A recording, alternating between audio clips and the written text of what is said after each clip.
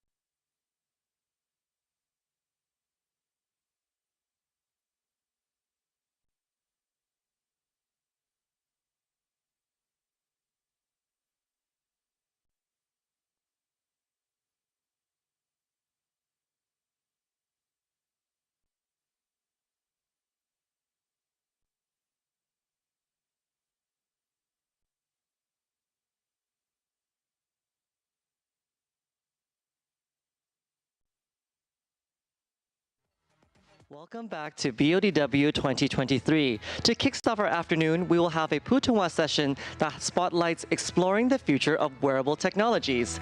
Our speakers include Cai Yang Wu, UCD project leader of Huawei, and Tony Chin, founder and CEO of Flare Asia's Holding Limited. Our moderator for this session will be Professor Viveka Chan, founder and chairman of We Marketing Group. She is a pioneer in China advertisement and a first mover in digital, social media, e-commerce, and new retail. Please welcome Professor Viveka Chan. 大家下午好，欢迎你们中。 Good afternoon, ladies and gentlemen. Welcome to an excellent session of BODW after lunch today. So in the coming half an hour, what we are going to explore is wearable device.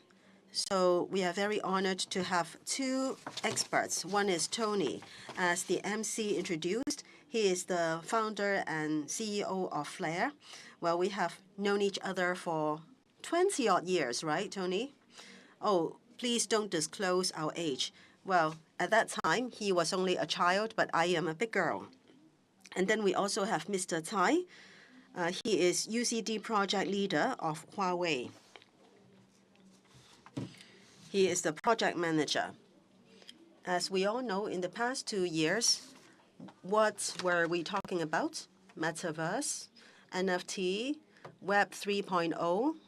It seems that we have forgotten that hardware is also very important, especially mobile hardware. Of course, recently, you have not seen much innovation in mobile hardware. One very big innovation was iPhone in 2007. So it was launched at that time. Of course, iPhone has changed everybody's life. And then in terms of watch, well, there was smartwatch since long time ago. I can't remember when it was launched. I think in the end 90s, many Japanese enterprises made electronic watches with simple functions apart from telling time. Now, at that time, before iWatch was launched, there was Pebble Watch, and there were diversified functions. Now, there are many different smartwatches. Very often, when we look at new devices, it takes time for some accumulation, and they may not necessarily succeed.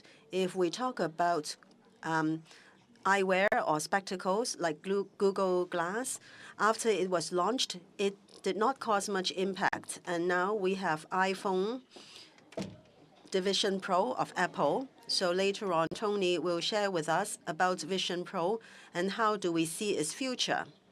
And then for watch, we have seen many changes already. So today, we are honored to have Mr. Cai with us. He will tell us more about Huawei. Huawei is very innovative.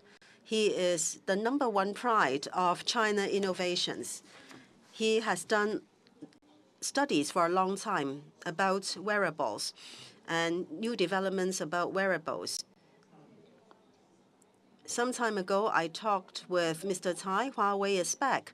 Next year, we will see even more innovative products. So first, we will ask Mr. Cai to share with us about Huawei's new innovations in wearables. And please tell us what your department is doing. Over to you, Mr. Cai. Yes, thank you. I will stand up. I'm honored to be invited to join this Mandarin session. I'm from UCD Center of Huawei. It is a user-centered design platform of Huawei. So our department has made many different types of products. I'm responsible for smart wearable and also some innovations in the health area. So now let me play the video to tell you wearable products of this year.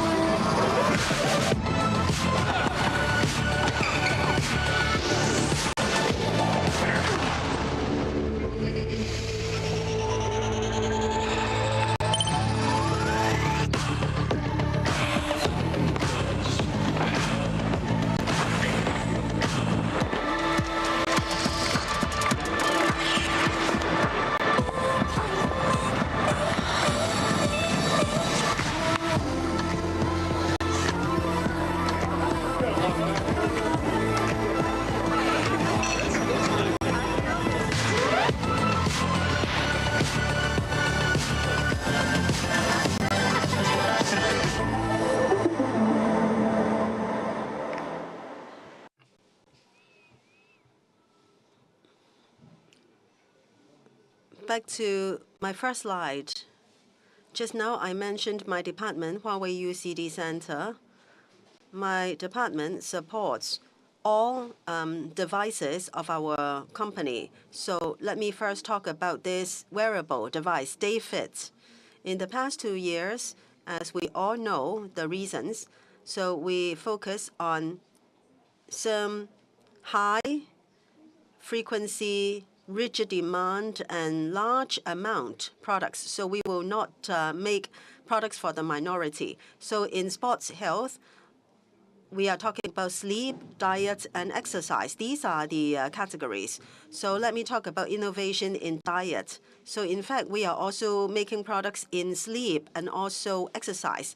So today I'm going to talk about how we achieve or devise our business strategies in these areas. So our Huawei watch is an important component of the overall operating system. We are aware of users' demands, and then we plan our technology, and then we try to achieve breakthrough in our capability.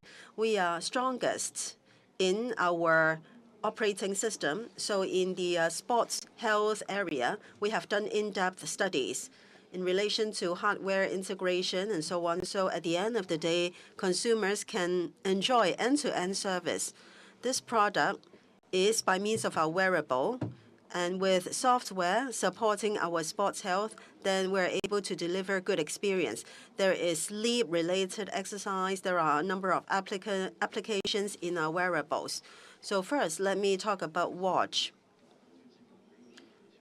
So there are details in relation to people's weight and also exercise or activity level. For example, today I have been standing for a long time. I have walked a long distance. All these can be detected by the wearable. If we integrate that with the consumer's diet, then on the watch, there can be very easy input of data and measurement. So then, for example, a person usually eats up to 70% of capacity, then we can work out the amount. We will know the heat demand or calorie deficit or calorie gap. So here you can see this watch display or watch face. Well, it is even closer to consumers than ordinary watch. We know how much exercise a person has done, how much he has eaten, what is the deficit or gap. So we can help consumers maintain their shape, body shape. And then besides, for our mobile apps, here you can see very rich functionalities and very comprehensive functions. In the mobile app, we have weight management, we have food track and diet analysis, body measurement, and also some member service.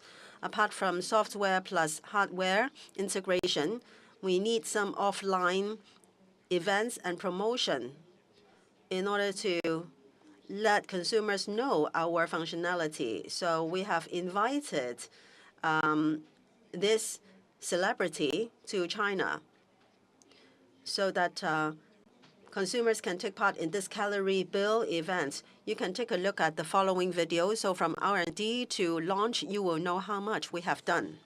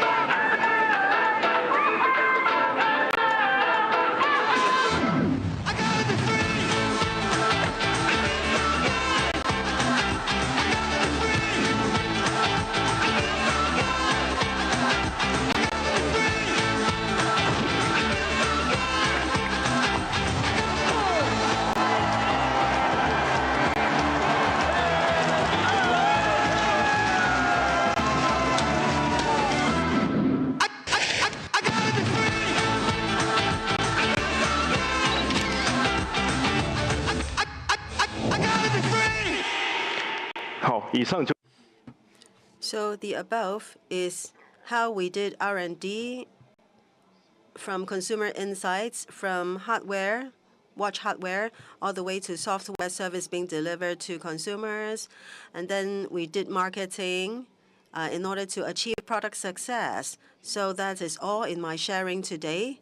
So I will now pass the floor to Tony. We can have more discussion in the Q&A. Thank you. Now, if we want to lose weight, then I think the best way is to wear Huawei watch, correct? Yes.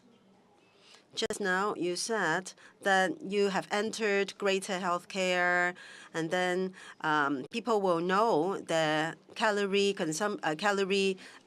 burn and also the calorie gap. So what kind of specific innovations are there? Well, just now, as you can see, there are different algorithms about calorie and different types of exercises are taken into consideration. There is also software service available. I think for wearable watch, there are many different features and functionality. Huawei is a telecommunications company. We started from there. We started to work on connections. We link up consumers with data, for instance. And in telecommunication, one breakthrough is that we added the BODW satellite function into the watch. No matter where you are, even though when you are in desert, in South Pole, North Pole, or on the plane, you can tell your location. You can tell your family members by means of latitude and longitude of your location. So these are some special functions. Okay, because you are doing telecommunications, so your positioning will be more accurate. So there won't be the need of mobile network. You can make use of the satellite, yes.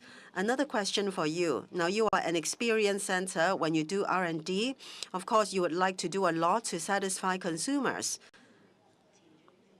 Are there some problems that can't be solved? Are there some more problems or issues that you would like to solve further? For example, in greater health area, in the 90s, there are many Japanese companies which turned a lot of functions of watch into an electronic watch. And then if you look at Apple Watch, well, they said that everyone should have one Apple Watch. And then now, I think there are more and more different functions of watch, and we add a lot of health data into the watch. Consumers' health data are getting more and more different types of health data and so on. We have so much consumers' health data. How can we then drive consumers' behavior? How can it be integrated with health management? So these are things that we need to achieve breakthrough. So concerning health data of consumers, if that can be, for example, mini medical check just by placing your finger on the watch, then we can tell the health status. Then these are things that we would like to achieve breakthrough. Right now, we are still studying all these. So that means it is a closed loop, not only data about the watch, but it is about overall health management. Yes. As I said, when Tony was a little boy, I already knew him. And we, at that time, were CRM of Shanghai Volkswagen, but then he was a lot ahead of me, and then he started his business. He is a serial entrepreneur in different areas. In technology, he has been doing many studies. About 1 year or so ago, I asked Tony what he was doing, and at that time he was doing researches on Apple's Apple Glass, which was launched in June this year.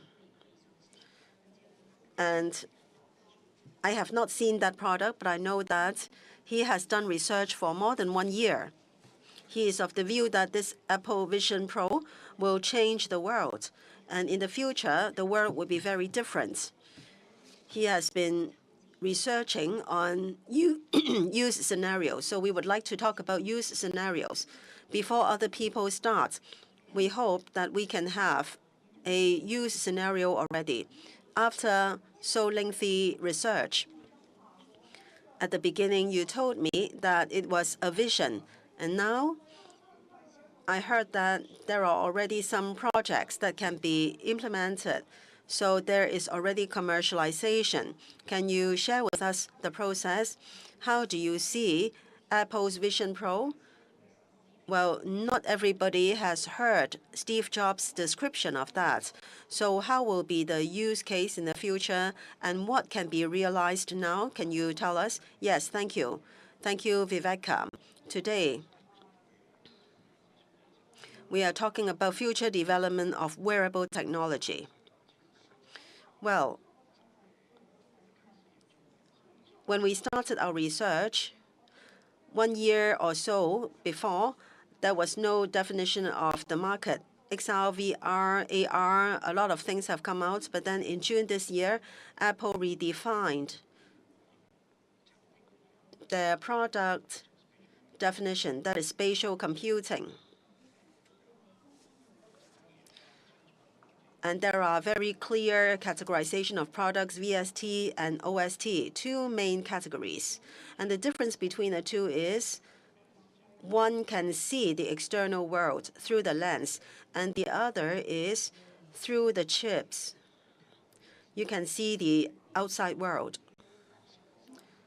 Now in the market, there are still a lot of uncertain factors that are not well defined yet. So it's like when I started to encounter the internet 30-odd years ago. In the past, the internet was called World Wide Web. Now, basically, we call it the internet. Or we will say that when we search things, we will Baidu it or Google it. That's how we express it. So on this slide, perhaps you have seen this chart before on the internet. Technology development is such that there are many Web3 projects being developed now. There is metaverse, cyberspace. The next internet will be of two categories, AI and spatial computing, or AR technologies. For artificial intelligence, well, we are a user of it. But for spatial computing, what can we do?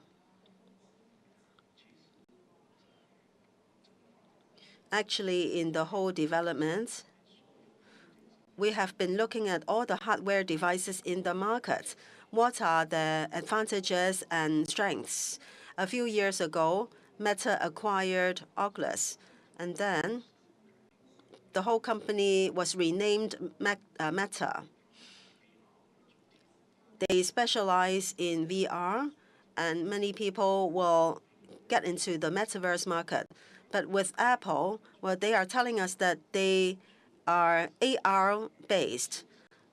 The benefit of AR is that it actually is connected to the reality. It communicates with the reality. We think that their perspective is quite clear to us. It is an important step into AR. For AVP, well, they provide hardware devices that can satisfy our requirements as a developer. Their OS, their 3D cooperation software, the audio and also spatial audio effect and so on, all these have brought to developers a set of very good tools. In the future, for consumers, well, you will feel that immersive experience can be enjoyed through Apple's devices. After summarizing all these functions, if we express them into a few categories, now in production, in work and collaboration, and education, fitness and sports, healthcare, entertainment and socializing, retail and e-commerce, healthcare, real estate, and tourism. In all these big categories, they can have their functions realized, and then their contents as well. So later on, for retail and e-commerce and real estate, They will be our main development directions in 2023 and 2024. I will elaborate on them later. In the past, in many films and movies or novels, there were a lot of sci-fi scenes, and in the future, by means of the eyeglasses, we can see them in our real life.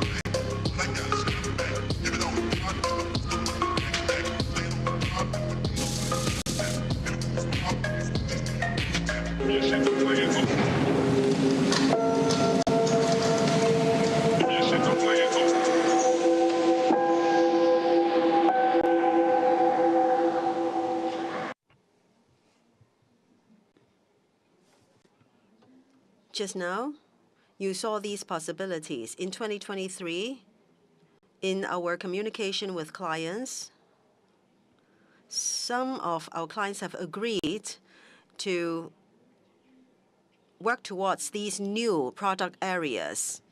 For example, in the automobile industry, in the car industry and showroom, next year in April, we will organize the first exhibition to showcase different models and car options.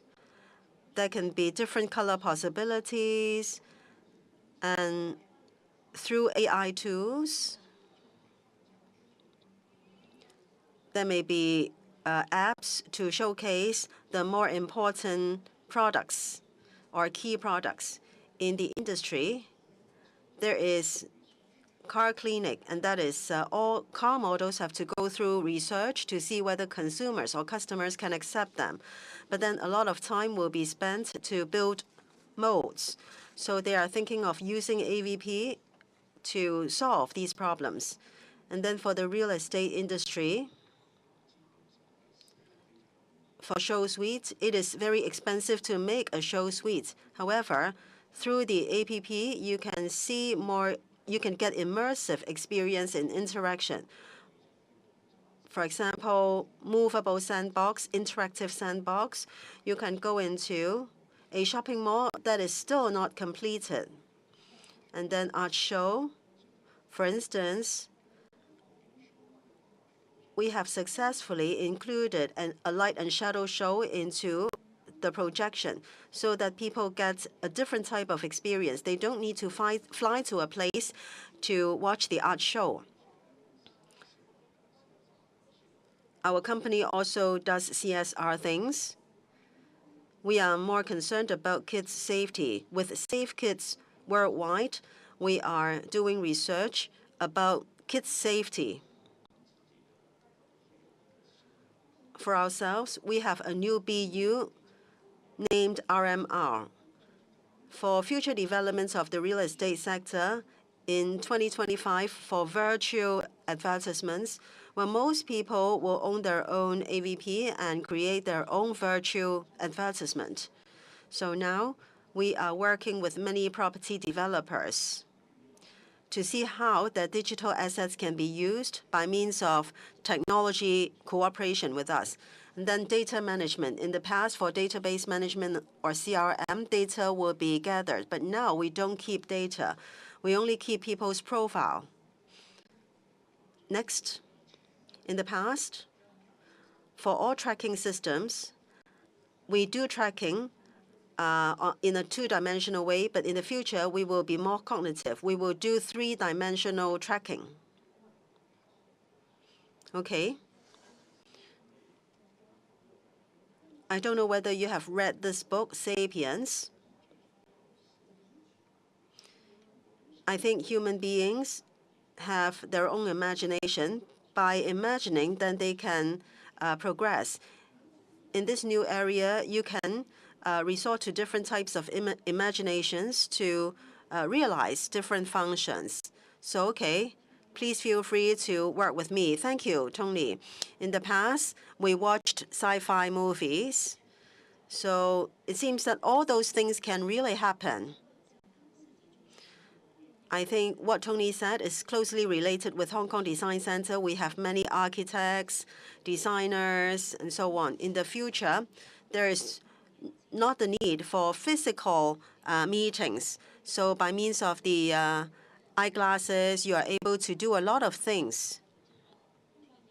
In the past 1 year, Tony is working closely with Apple to develop applications. What is the biggest barrier? For example, the eyeglasses are very heavy, they are not good looking, so people don't want to wear, or perhaps battery may be another barrier. What barriers need to be resolved? Let's talk about development first. Development is rather painful now because a lot of development software are beta versions. So we have to do research about a lot of content. We have to find content ourselves. Secondly, for the product's functionality, power, supply, computing, and so on, we have to know the final outcome. So all these have to be considered. Number three, for development platform, apart from AVP, we will also consider others like Oculus. So which shared platform should be used? For instance, Apple is more friendly with Unity. Oculus may be using Unreal and other software. But if we want to do multi or cross-platform development, then this is a difficulty for us. Right now, we always talk about collaboration. Different industries work together to develop. So in the most ideal case, you work with your partner to improve Vision Pro. Who will be those partners? For example, Mr. Tai's wearable watch. Is it possible? Who will be your good partners? I think, first of all, the insurance industry, which Hong Kong has its strength. The insurance sector also does health management. For example, people can sleep well and do exercise. And then for the insurance companies, we can reduce risk for them. Then this is also beneficial for Huawei to promote our devices. So this is a win-win-win approach. So I think, well, Hong Kong is very strong in insurance, correct? And Tony, what about you? Who would be your good partners? There are different types of partners. For any content, well, it can be our good partner. Problems that need to be solved and things that there are things that you could not imagine in the past. But then in the past, there were geographical barriers and so on that you cannot do it. Now with new technology, you can do it. So we want to promote and research the future possibilities of wearables together with all industries and sectors. This is going to be a big next internet. We are very excited about it. So as long as you are bold enough to think about the directions, right? Shopping malls, media companies, they are all possible partners. Mr. Tai, you talked about wearables or wristband. Now, this is not a secret. I know that Huawei has many other innovations which we have not seen yet. What are some other innovations? What are some new things that you can share with us? 2 days ago, in the mobility area, we launched our own car, our self-developed car. It can help users a lot. For example, when we go to a shopping mall and then we stop our car at the entrance and then we go up to enjoy afternoon tea and then the car can find its own parking space itself. We launched that a few days ago. So there is no driver. After enjoying your coffee, your car will come to find you. So we only launched this 2 days ago. And then for Mate 60 series mobile phone, apart from BODW text, there is also satellite conversation function. No matter where you are, you can have a satellite call with anyone. So these two are our game-changing innovations. Okay, so the car can stop itself and it can find its own space, parking space, while Huawei has telecommunication function, so positioning can be more accurate. So new technologies will replace old ones. So let me ask you some questions. For the wearable IPs, what industries will be replaced? For example, mobile phones replace cameras. But then in the future, perhaps we don't need computers. So what kind of industries will be phased out? Can you two give us an answer? In the long run, we'll think of use cases, use scenarios of wearables. For consumers, they need a computing platform. Right now, the mobile phone serves as computing platform. It sends out short text for you, and then the mobile phone is placed in consumers' pockets. For wearable, there are a lot of functions and features. If they become more powerful, they will be even closer to consumers than mobile phones. So they can also replace some functions of mobile phone in the long run. Tony, I think they will not kill any industry. There may be coexistence, and there will be even more new possibilities. The Internet's emergence has not removed books. Yes, there is some decrease in the number of books. I think we are just evolving in the process. We hope that in some areas, there will be more possibilities coming out. We look forward to more collaboration with Huawei and other companies so that more people, by means of these devices, can explore the world more, and then there will be even more possibilities. Now, our theme is game changers. Just now, you heard our two gentlemen sharing. Definitely, they are game-changing. There will be many new industries, and if you are not careful enough, you may be killed. So we need some inspiration, and then later on we can collaborate.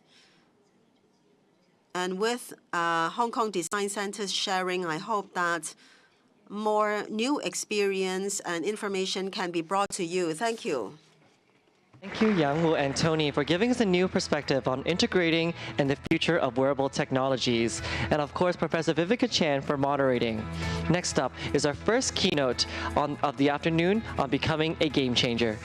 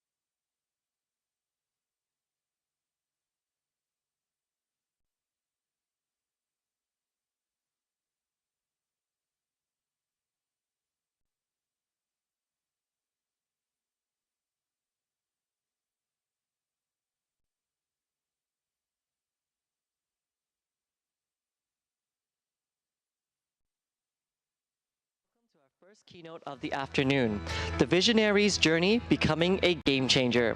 This session will be led by Francine Huben, Creative Director and Architect of Meccano. Her work ranges from theater, museums, and libraries to neighborhoods, housings, and parks. Let's find out how Francine's sustainable and interdisciplinary approach can guide us to be game changers. Please welcome Francine Huben.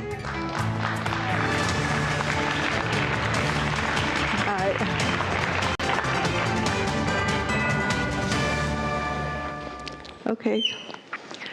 Hello, Hong Kong. They asked me to talk about change, 4 decades of change in Meccano, so I will try to do that in 30 minutes, and my philosophy behind it. Maybe I started still as a student, having my first project, winning a competition, and it was about change, about affordable housing should not only be for families and elderly, but also for young people. And it was also about change of urban planning, of urban renewal. This was the former harbor of the city of Rotterdam. They decided to make it residential and mixed use, and we made the very first housing over there. Affordable housing, new typology, and we wanted to give the people living there, who maybe worked in the harbor, a room with a view to the harbor. People also ask you, how can you manage, how can you deal with change? But you have to do it in collaboration with the leadership of a city or the national leadership. I just want to mention, it was not mentioned today yet or any other days, affordable housing is still worldwide the big issue. That's not a change. And this is what we did, was delivered this year, affordable housing in the city of Kaohsiung in Taiwan, along what used to be the railroad track, what is now a green area. And it's creating also public and collective space for the community.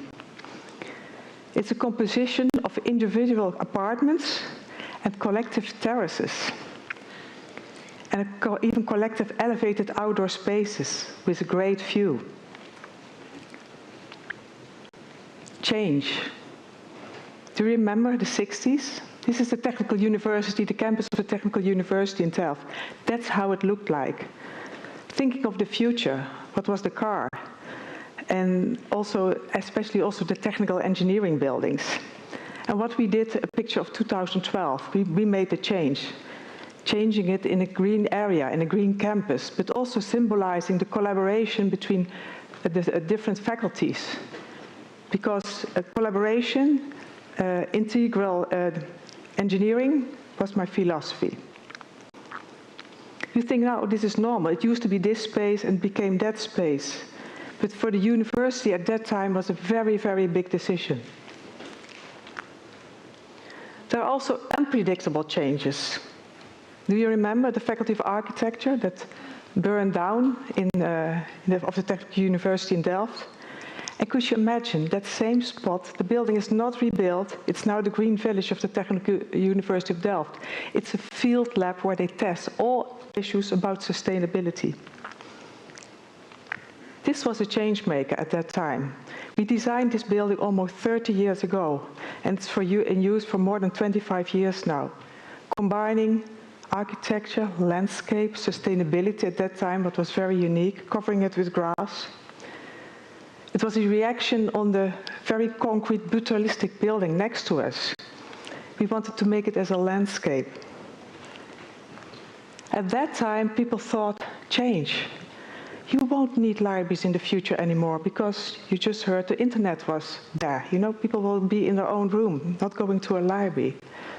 Of course, that happened. Everybody uses this library. But also the librarian told me, the chief librarian, Francine, there will be change, but I don't know exactly what will happen in the future. And we kept on updating, always the next directors, updating the interior of the building. Because as you can see, it's a learning building, of course, a learning environment. You know, from the beginning of the inventing of the printing press, how quickly the change went. Imagine, and what's happening now all day, in this moment. So about learning, you can say, you also heard it from the speeches before me, technology is going on a super high speed. Society is changing, but not in that high speed. And the environment is more stable, it's not changing that much. How to deal with that? If I look at the floor plan we designed, the layout of the interior of that library in 1996, and what we did in 2012 and even now doing, we changed it, and it was possible. At that time, when we designed it, it was still the silent library. And nowadays, we say a silent library is a dead library. You can bring your food, you can sit, you can put your headset on if you want to have it quiet. We want nowadays much more collaboration space, not just individual space. And it's still this very beloved building from the Technical University in Delft, where people love to come and to meet and to study and sit on the roof. What is for me something what doesn't change is what I say, that architecture must appeal to all the center and is never a purely intellectual and visual game alone. Think of your senses. For instance, architects often forget, for instance, about the acoustics. How important are acoustics in a building to feel pleasant? For me, a big change was in the year 2000. I became professor at the Technical University in Delft, and I was researching already for 1-2 years mobility, because I thought mobility doesn't get the right attention in design.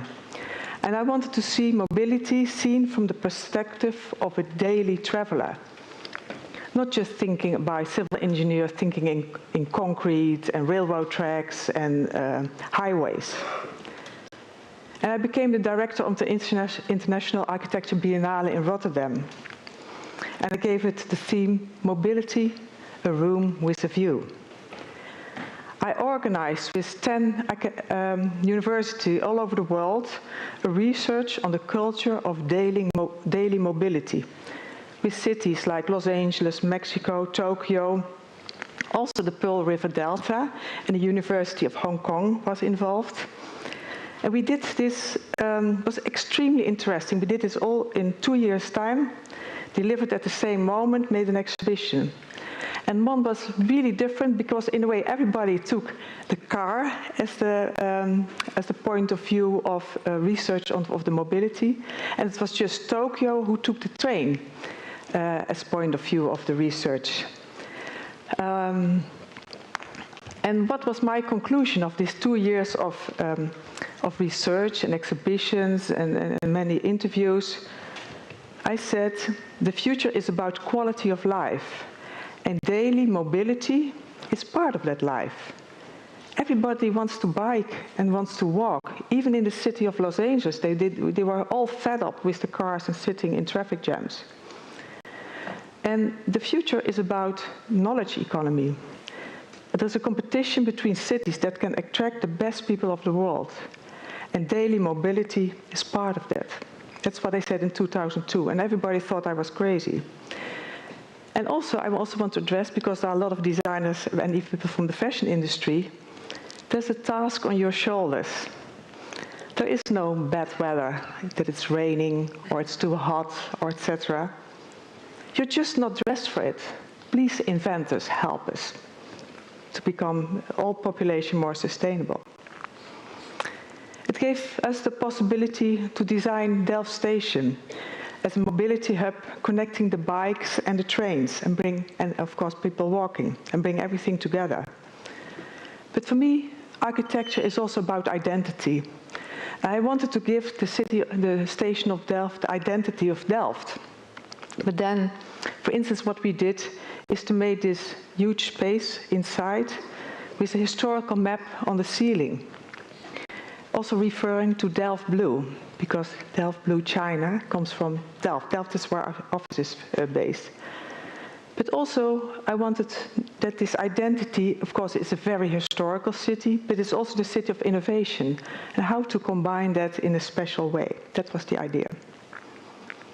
And also not making just functional light, but also more theoretical light, to make it as a special space. And where to put the piano in the railway station. That's extremely important for me. I always love it if somebody is playing the piano. Change. It brings me again to Kaohsiung. Again, this city in Taiwan, the harbor city. It feels a little bit like Rotterdam is also a harbor city. That's where I live, and Kaohsiung. This is a picture from 1987. Kaohsiung, this harbor city, an industrial city, a very, very polluted city, and with bad air quality. Mobility was part of that, making the bad air quality. Everybody had scooters. I always say the whole family fits on one scooter, making a lot of noise and a lot of pollution. And Kaohsiung decided to become the livable city, taking next steps forward sustainable planning and quality of life. We were part of experience that change. We're working now for 18 years in Taiwan and here in Asia. We did many, many projects. And me as a person, I could feel the change. Changing the Love River in a beautiful river with parks along it. The Kaohsiung Metro, the high-speed rail to Taipei. But also about talking about identity. They wanted to have a new identity of the city. Green was that, but also art as an important identity of Kaohsiung. They wanted to change also into a more cultural city for all the people. The Kaohsiung circular line through the grass fields. Here you see the map of Kaohsiung in 2006. And then the Love River becomes a beloved green area. It's not just the river itself that became clean, but they made it all walkable and put all the parks along the river. Another thing what they did is put the railroad track for the central station underground. That became the green corridor, and not dividing the city anymore, but connecting the two parts of the city. And on top, the green corridor is on top of the train tunnel. And here I go back, wait. And the new central station is on top of that, combining metro and the train. This was the old station, and it will come back, Japanese style. This whole area is a little bit Japanese style. And other architects made a plan, a new station, but the neighborhood didn't like it because they thought it's out of scale, it's too high. So what we did, then they asked us to make the design, and what we did, we used as a starting point the pillars, the foundation, because it was already under construction of the plant, the first planned railway station. We analyzed the mobility routes. We wanted to have it much more pedestrian-oriented, that it's a big square covered square where everybody comes together. We also wanted to make it a more tropical or subtropical station, protecting you from the rain and the sun, also using the identity of Kaohsiung, the green city, with the green park even on top of it. You can bike over the station, I will show you. Also, we didn't want to have everywhere air conditioning. We were checking how much can we make it as a tropical building and testing the natural ventilation. The ground level as a big meeting point for everybody, for all the travelers. And the lobby was inspired by the red lantern canopy of the Mazu temple. Of course, we didn't make it red, and we gave it a new interpretation. We designed the whole ceiling, and we developed new lamps for this building, and of course, skylights. And this was the opening. It's a phased opening. This was in 2018. I expect this project to be really totally finished in 2025. It's an amazing space, natural ventilated, the canopy on top of it with the park on the green corridor. And here you see how big this operation was. This is a picture, I think, for several years ago, because it's, of course, phased. This is a picture from September 2020. And here, 2023, showcasing the livable, healthy city. The identity of Kaohsiung, like the station in Delft is the identity of the station of Delft. Change. We go to Tilburg. It's a small, rather small, former industrial textile industry city in the Netherlands, next to the railway station.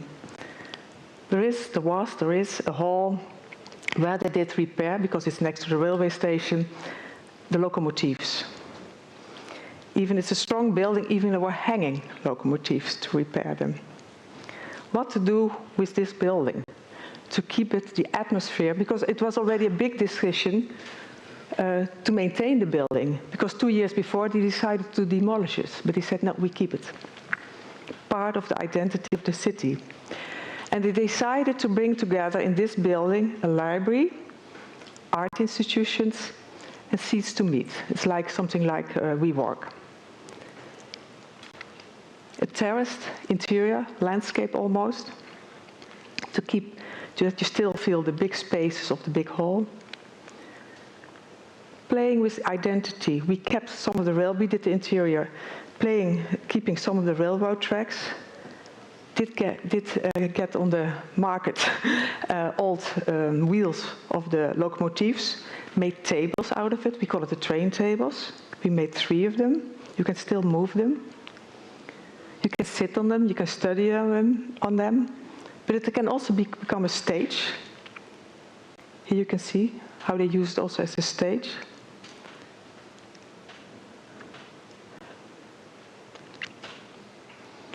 A former pit to repair the trains and go underneath it. We used that pit and made some offices in it, 2 levels, because to keep it as compact and as much as office spaces as possible.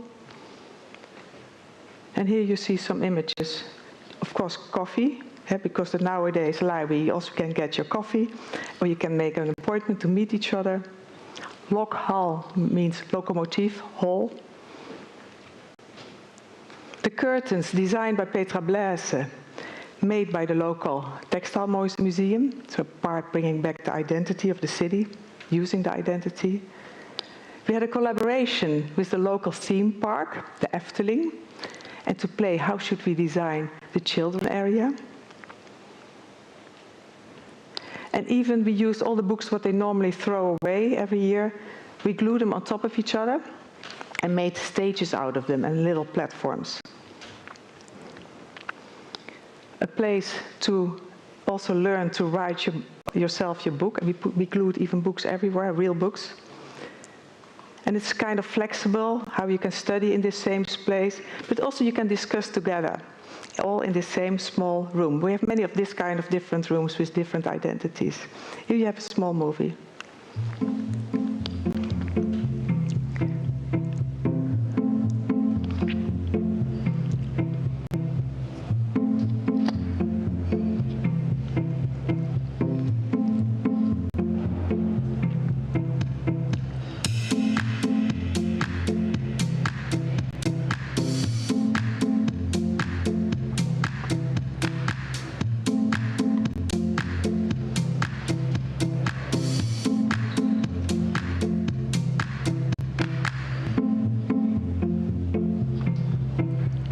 Train tables.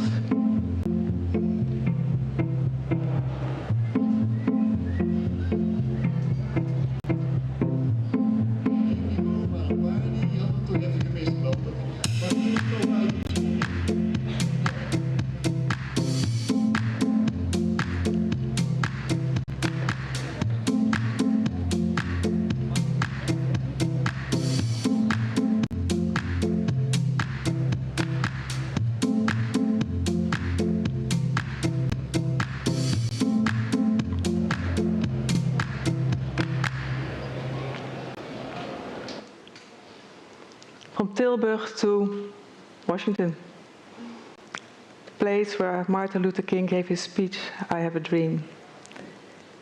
A building of Mies van der Rohe, a library from 1972, named after Martin Luther King after his assassination, but it was never designed for him. Full of homeless people who took over, sitting on the Barcelona chairs.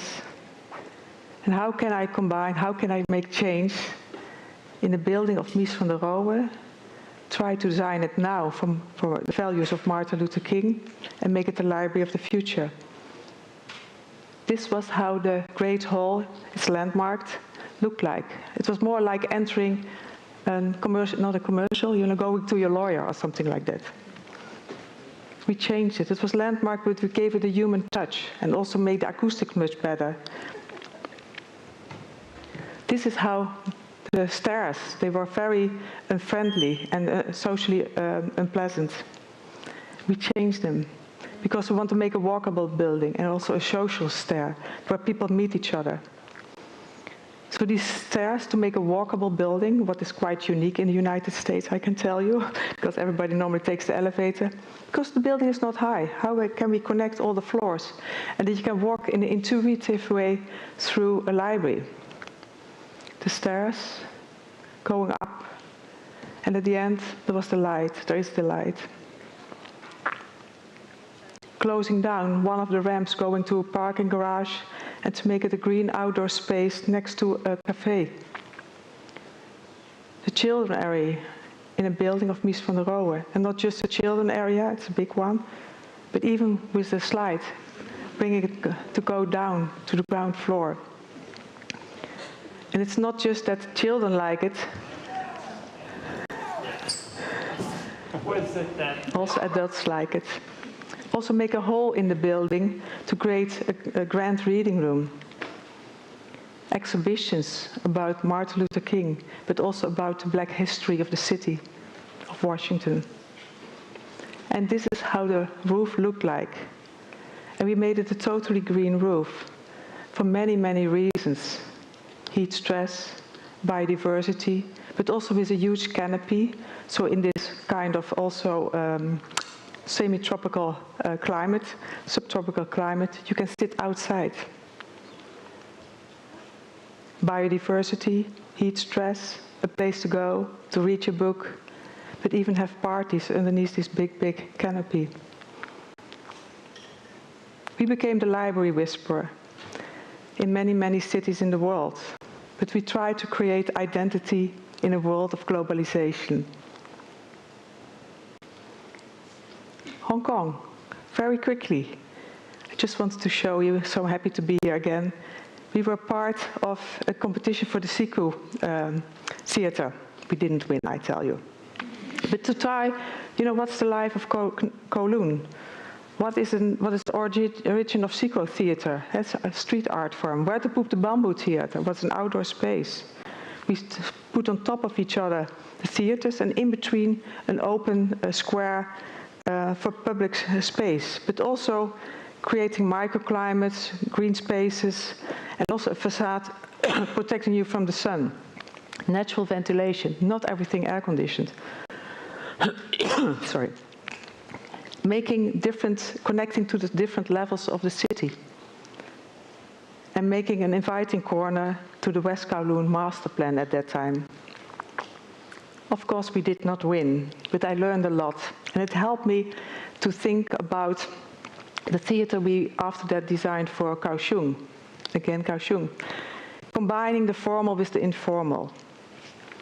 City where it's very good food. People live a lot on the street, even making music and dancing on the streets, in the open space. This picture I made it myself. It's Chinese opera, street theater, with outdoor performances. The military compound became a cultural city park. And I remember coming there for the very first time. It was a gated space, barking dogs, barracks from the military, and the banyan trees. And we decided that the banyan tree became our inspiration.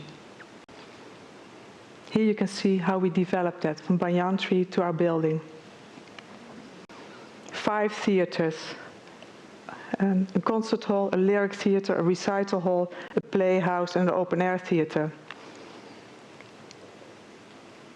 Everyone with his own foyer. Bringing it all together underneath one roof, with a space in between as a natural ventilated space. And where the roof touches the soil, touches the park, it becomes the open-air theater. That was the idea. And we had many great thoughts about what we called the Banyan Plaza, this open-air space, cooling you down and playing with the light.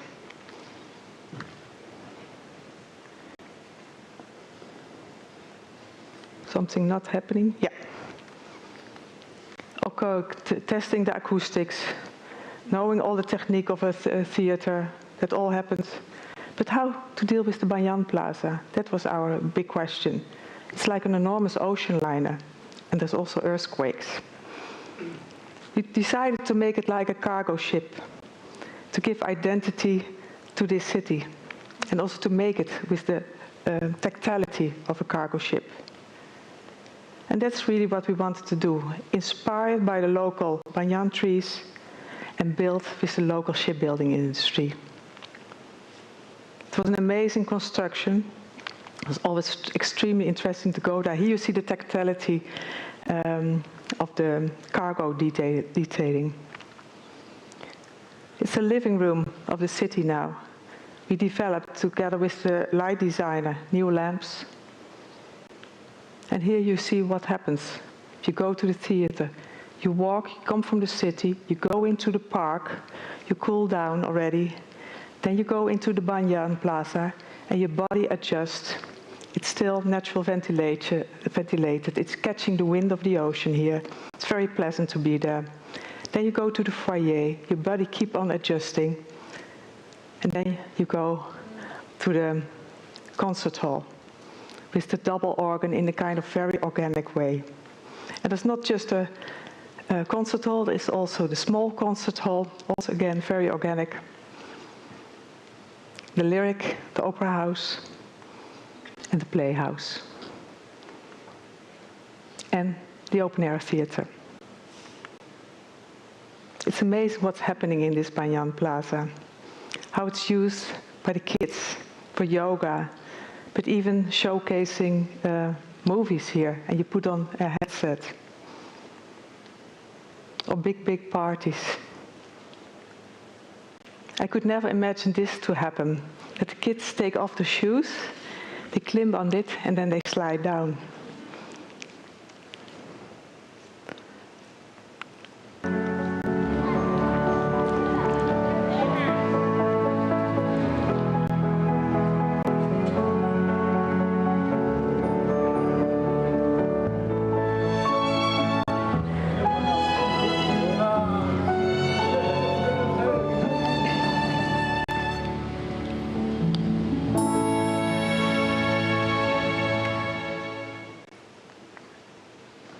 The opening, it felt for me almost like the opening of the Olympic Games. It was the building itself what became the stage. It was amazing. And maybe my most favorite moment is maybe this very small film made by somebody's iPhone. But I made, as I told you, I live in Rotterdam, harbor city. And I made contact between the two harbor cities, Kaohsiung and Rotterdam. And now the Rotterdam Philharmonic comes and plays there quite often. And I asked Lahav Shani, who's the conductor, come, because there's always a grand piano in this Banyan Plaza. Play the piano for me and for the audience.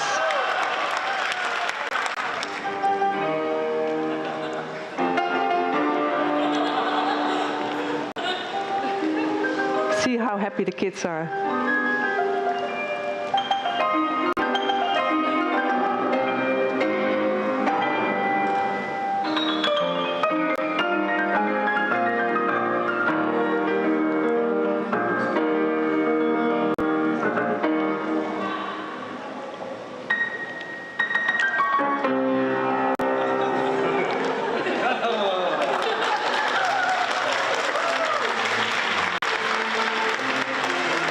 This is for me very important, inspiring the young generation and bringing the formal and the informal together. As I told you, we did public buildings all over the world. They're all different because of people, place, purpose, and poetry. Do it, this is the Mekanuti, the size of a symphony orchestra, 130 people, multidisciplinary. And you ask me how to be a game changer as an architect, and I just made some advice. Architecture, and that's not changing, must appeal to all the senses. We all have to be prepared for predictable and unpredictable changes. very much, that's also not changing, based on social values, trust and collaboration. And for me, the future is not back to basics, but it's forward to basics. And if you want to read more about it, from Monday on, the book will be available. Again, people, place, purpose. And don't forget the poetry. That's very important in life and in architecture. Thank you very much. Thank you, Francine, for showing us how to be active game changers and collectively support our community. Thank you so much. Now, following up, we have a keynote on a matter of scale.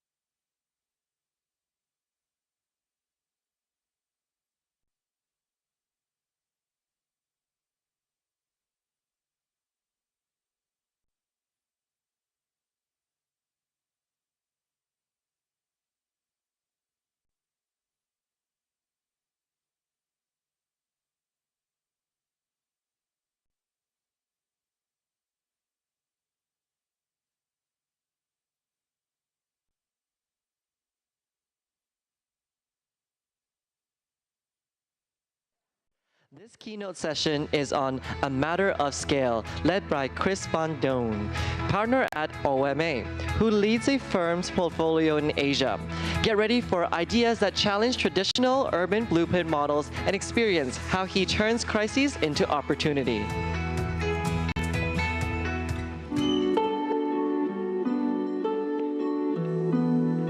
Hi, my name is Chris Van Duin. I'm partner at OMA and I'm responsible for the projects in Asia, running our office here in Hong Kong. Globally, we do a lot of architecture, commercial, headquarter, cultural projects. I'm really interested in participating in rethinking the future of master planning in China. And the way I see that is that it's not about not making any large-scale projects, but not to think only as mega projects as isolated, standalone projects, but much more to think in how large-scale and small-scale projects can, let's say, create synergy and how they can strengthen each other. Basically a network of ideas where you still need to think very large, but the implementation can be very small. And I think that can be a game changer. The Chengdu Future Tech City was a competition which was organized by the authority. We said we keep the topography because it's a beautiful hillscape, very green, and there's a lot of water, small streams, all leading to larger streams, in the end ending at the Yangtze River. So we took that as a basis, and from there we developed a plan where instead of one kind of continuous city with grids of roads and blocks, we thought of a principle where we clustered smaller neighborhoods. And we then dropped in 6 clusters. Each of the cluster is a combination of living, working, amenities, so that you could basically do all your daily things within your own cluster. It's all on walking distance. But then also each cluster has its own profile. One element that we also need to integrate in our thinking about the built environment, for instance, is energy. So I think when we talk about the changing our approach to master planning and think about a network in which smaller and larger projects can be kind of connected, then energy should also become an important part of it. That reminds me of a project that we've been doing 15 years ago in our office, where we looked at the North Sea, and the countries along the North Sea in Europe all had their own national agenda, but none of them were kind of connected, and that was a huge missed opportunity. So when we were asked to look into that, we developed a kind of vision for a master plan for the North Sea that at that moment looked completely absurd, where we compared the North Sea to the Persian Gulf in terms of energy. But the nice thing is that last year, 2 years ago, finally the European leaders were able to kind of agree on the need for such a coordination in the North Sea. Please bring your hands together for a crisp rundown.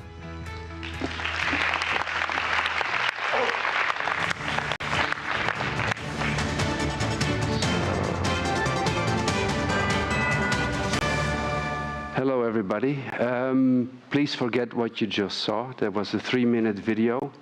I'll basically do the same, but I'll take 30 minutes for it. So anyway, yeah, let's start with the beginning. I'm representing our office in Hong Kong. We're about working with 40 people, so we do a lot of work here in the area. And it allows us also to gain insights of how things move ahead and happen here in China.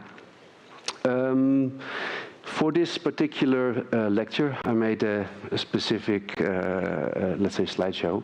The nice thing about doing a lecture for a subject is basically that you can reflect on your own work and on the observations that you kind of make during working here. So while reflecting, you kind of see what you were maybe trying to do intuitively, but this is a way maybe to kind of become more precise and phrase it better. Game changer is the subject. It's about sustainability, obviously. I took game changer not so much as projects being game changers, but this as an opportunity to, let's say, identify what potential game changers could be in the future.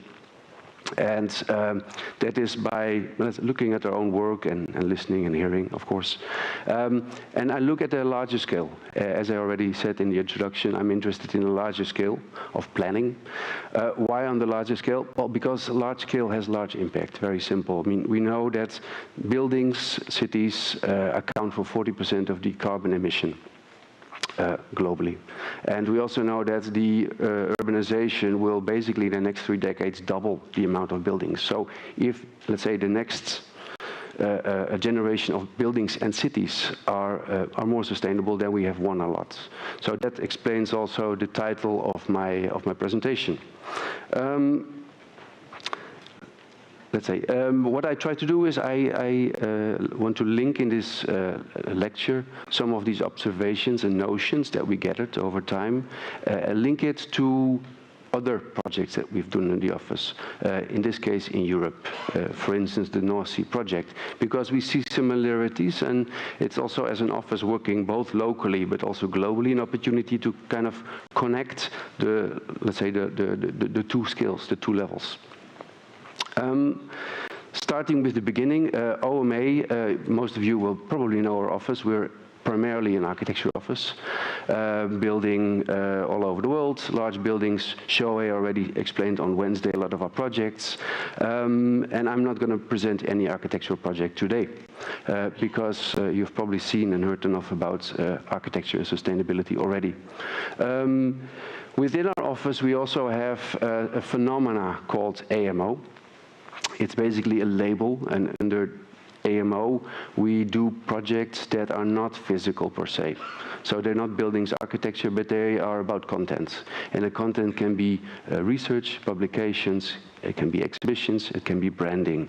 And within that label, AMO, we've also been working on energy projects in the past 15 years. We apply in this work the kind of architectural approach. So we kind of analyze, we research, and in the end we visualize ideas. And that's something that allows us to do things beyond the realm of architecture. And sometimes you see that the two actually meet, and some of the research projects become influence for projects. A few weeks ago, I read this article, and that was the moment while I was thinking about what should I do with this kind of game changer in sustainability. It's a bit of a subject we have all been dealing with a lot, and at some point you're also a bit, let's say, well, looking for some new angles. This article in the South China Morning Post from October includes a speech by President Xi. And what he does, he speaks about changing the way of planning China and looking at the different relation between economy and ecology. He's talking about national security, all very relevant subjects. When I was reading the article, I was, well, reading it maybe a little bit different than he anticipated, but I actually saw like he's actually questioning the growth model of China and the kind of fundamental, let's say, drivers of that growth model. And I thought that's probably interesting to take as the basis for this lecture. Big disclaimer, everything I say about this article is my interpretation. If you read, he says a lot more, also about a lot of other subjects, but I found it a kind of a good beginning of thinking of this. What he's saying is, let's move away from the planning, the kind of rigid model of planning, which is based on thinking in kind of permanent conditions, thinking in top-down planning, and instead look for a flexible way of planning, a more strategic way of planning on large scale, but able to implement small-scale projects that are much more adaptable to local conditions, and also that can adjust over time, because the needs change over time. So thinking on kind of many scales at the same time, and hence the title, Matter of Scale. I thought that was interesting because our observation so far of planning in China is the opposite. Things are done top-down and are following a very rigid model. And this is an image of the models that we get to see every day of projects anywhere in China, and that's what we call the Chinese blueprint. It's a fantastic model, because what it does, it allows the planners in China to decide where urbanization will take place, and then do a very coordinated effort. It's master planning, physically, yes, but it's also governing, it's also policy making, it's also developing, it's also financing. Everything is coordinated, and that allows the people that work on this to do within 5 years, think of an idea where to do it, to the first completion of the first part of enormous urbanization areas. Think of any other country outside China in Asia, and you see that it's really unique. So that's great. It's based on, I would say, primarily two factors, two drivers, how I call it. One driver is mobility. It's not just mobility, it's car mobility. And as you see, the grid with all the cars and the roads is kind of very, very visible because it's only about cars. It has been the principle for this blueprint in the last few decades and is never challenged. However, mobility is changing. Francine already kind of said something about it. Mobility is changing. Cars become electrical vehicles, and from vehicles we have many modes of transportation. Public transport is no longer only the train, but also there's many modes of autonomous vehicles and small steps and scooters. Secondly, ownership is no longer a thing. It's about sharing. Things become smarter, more intelligent. So if we think of the cities of the future, then we should maybe for a moment not focus only on car traffic. That's one thing. The second aspect is the value of real estate.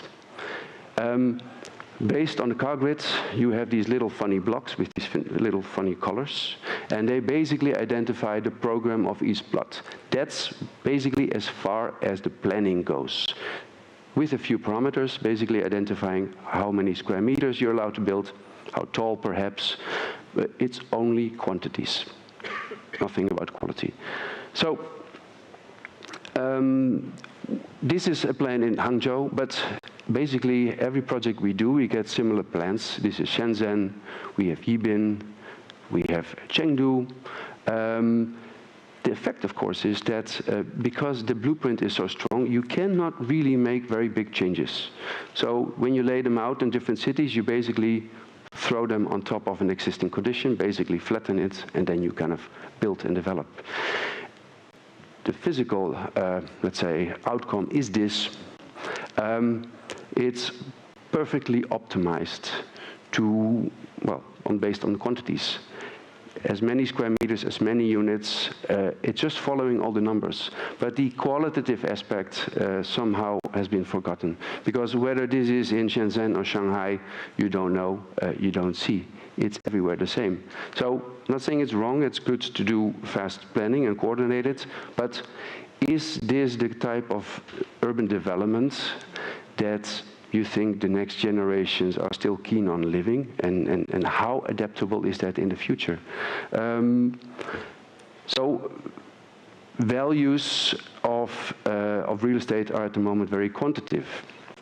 But also there, on that aspect, we see it's no longer as stable as we thought. Because real estates, basically, the big real estate developers, the system is cracking.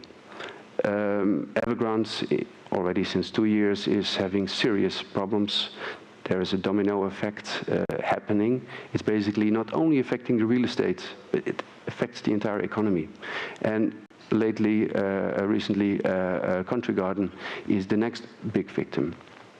So you see that whole system based on the driver of the value of real estate is no longer the only driver that we can base our future cities on.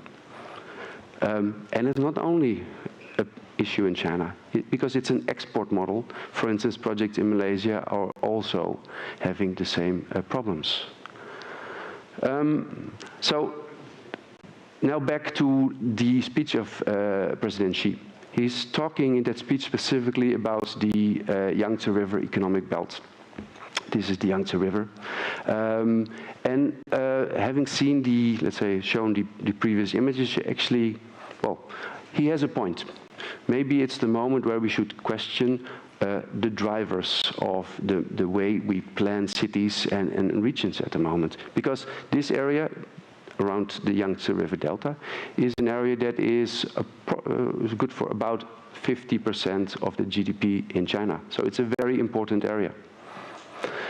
If you look at the scale of this area, it's about a fifth of China. It's still gigantic.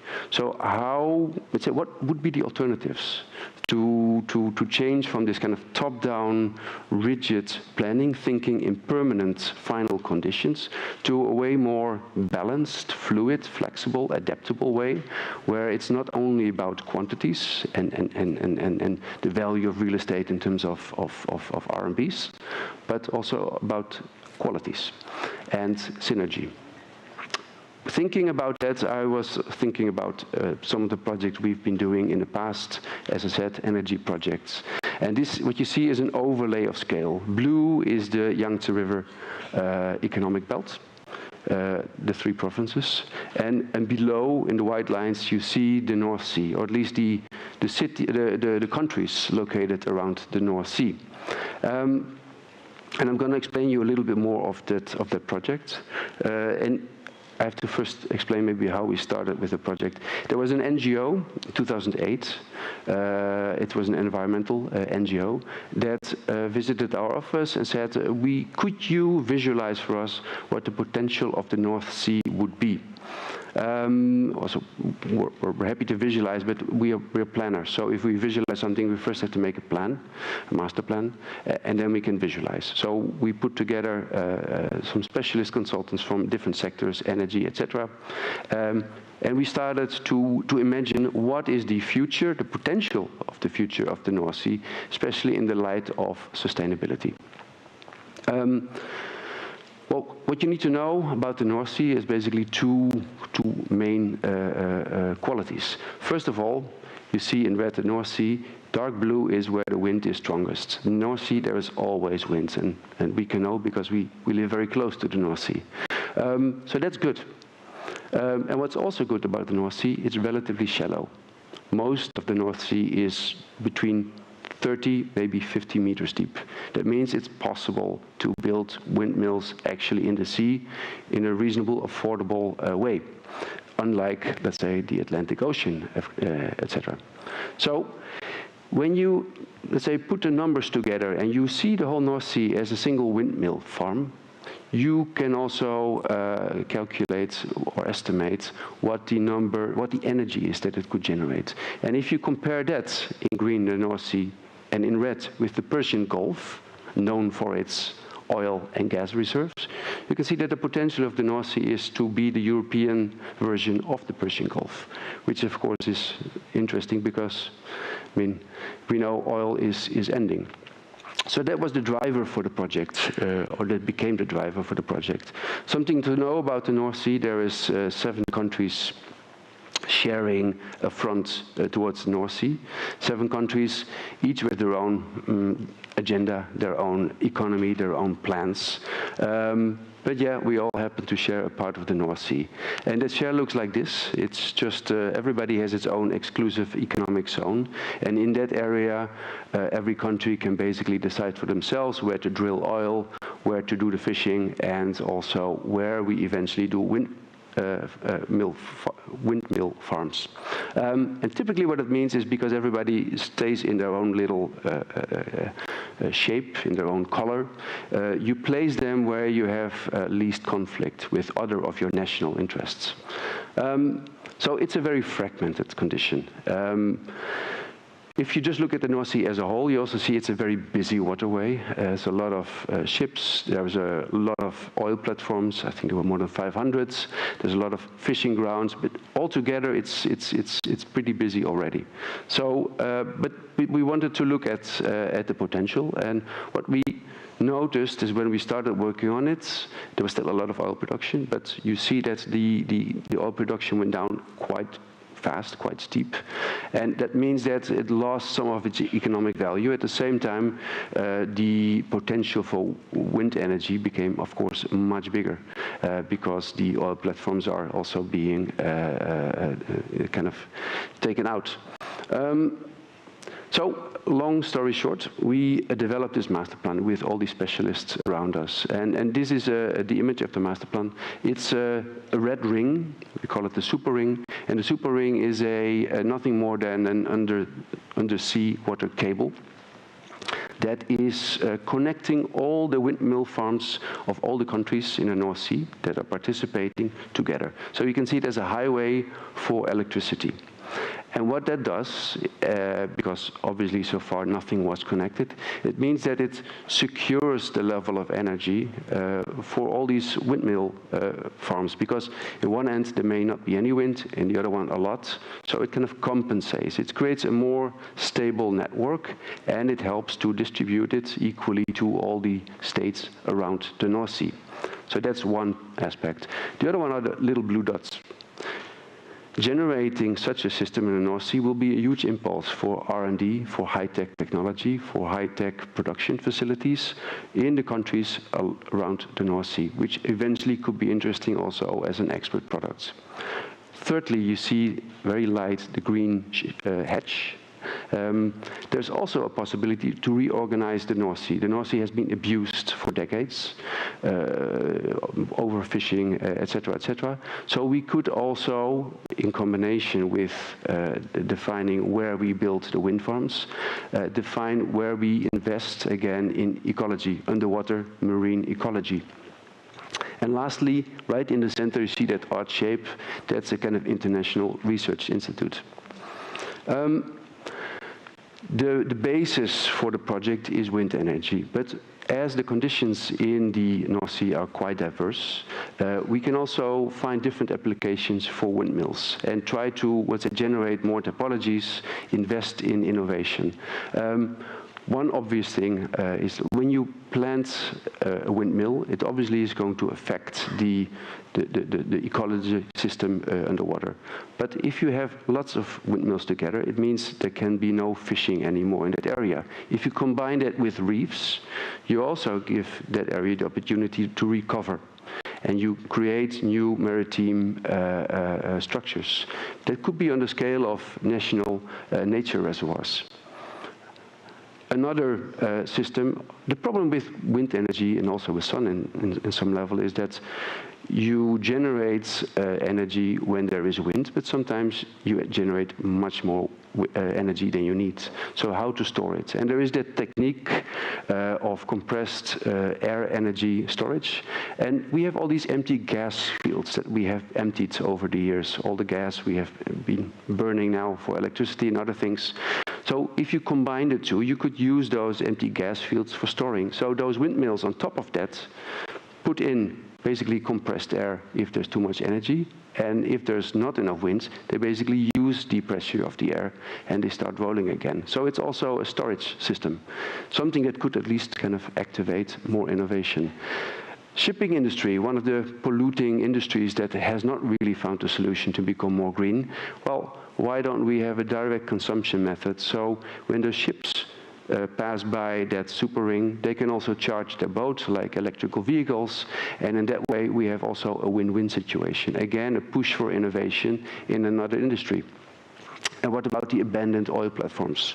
No oil, but maybe something for education, for recreation, or for green hydrogen, or data centers. Another thing that we need to kind of build more and more, and it consumes so much energy.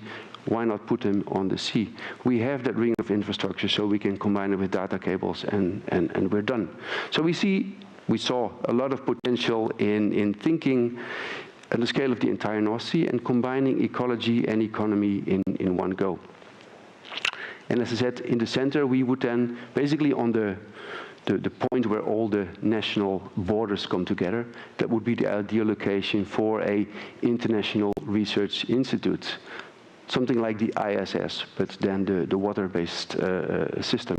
Something where all the countries together can invest, plug in the module, and together we could keep on developing technology.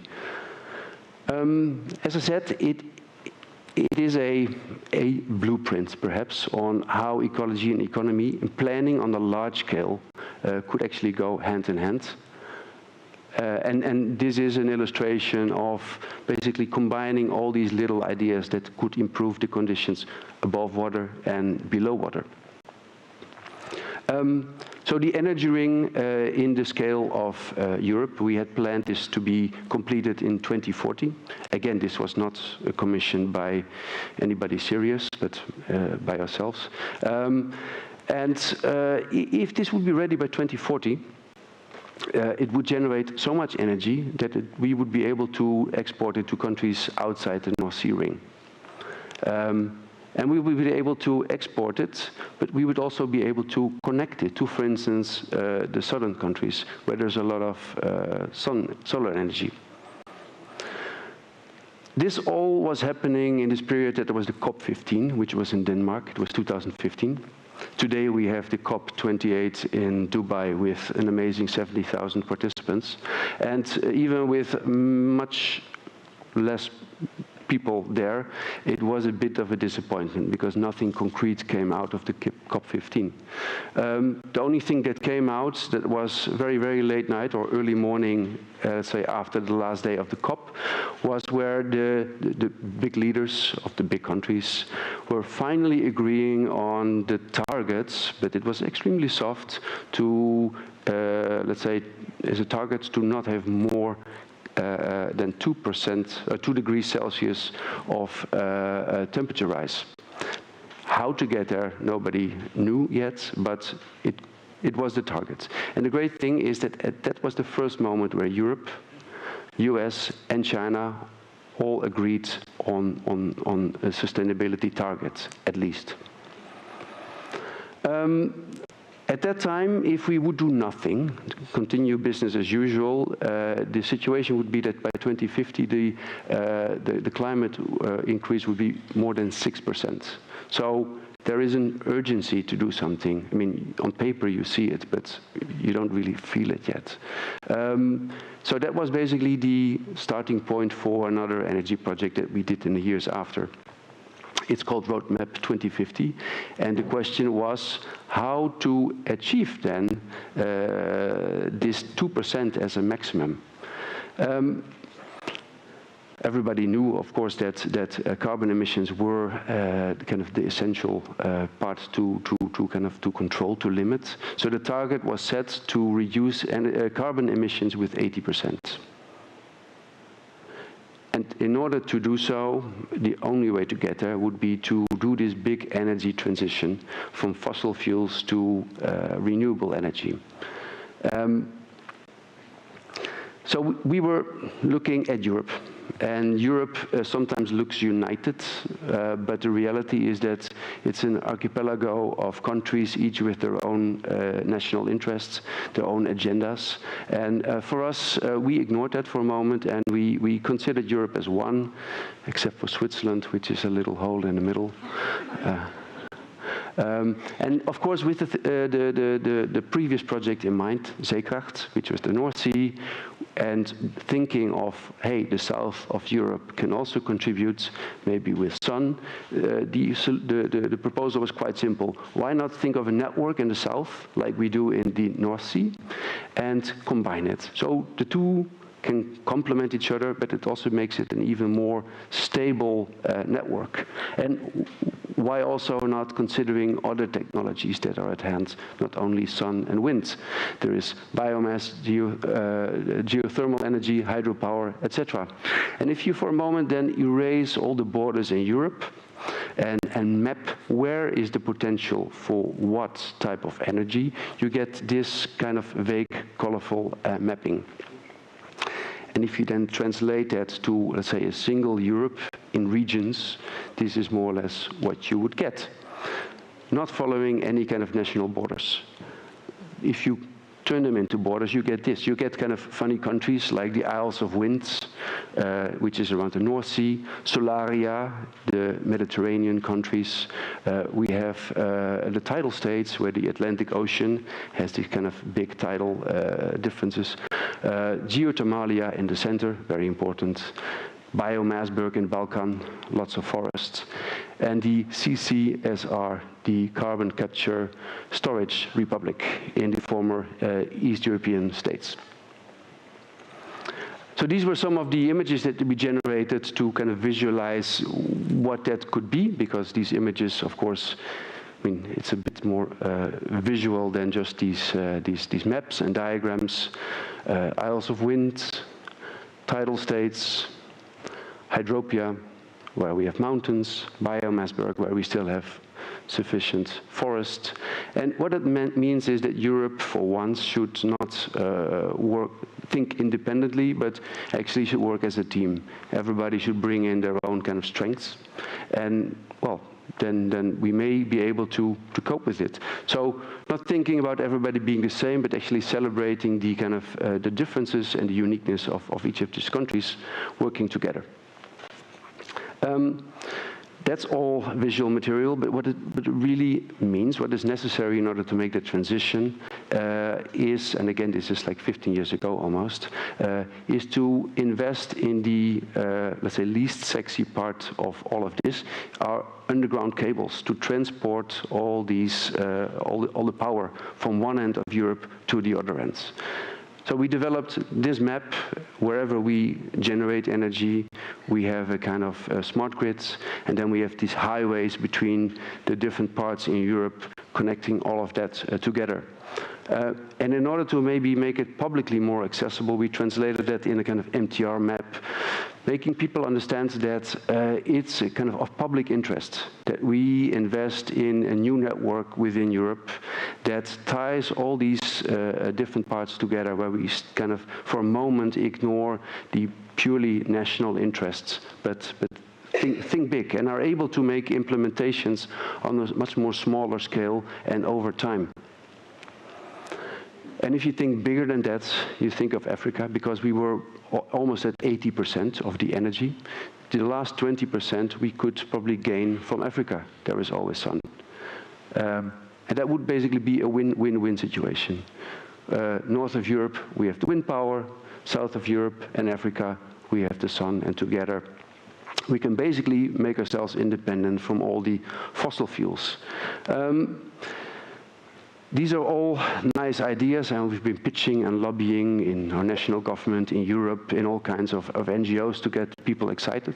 But somehow, you know, this is all 2050 far away, and you don't feel it. But it's not completely true, because gradually we're starting to feel it. There's so many changes in the climate, so many hottest year, coldest December, wettest July, whatever.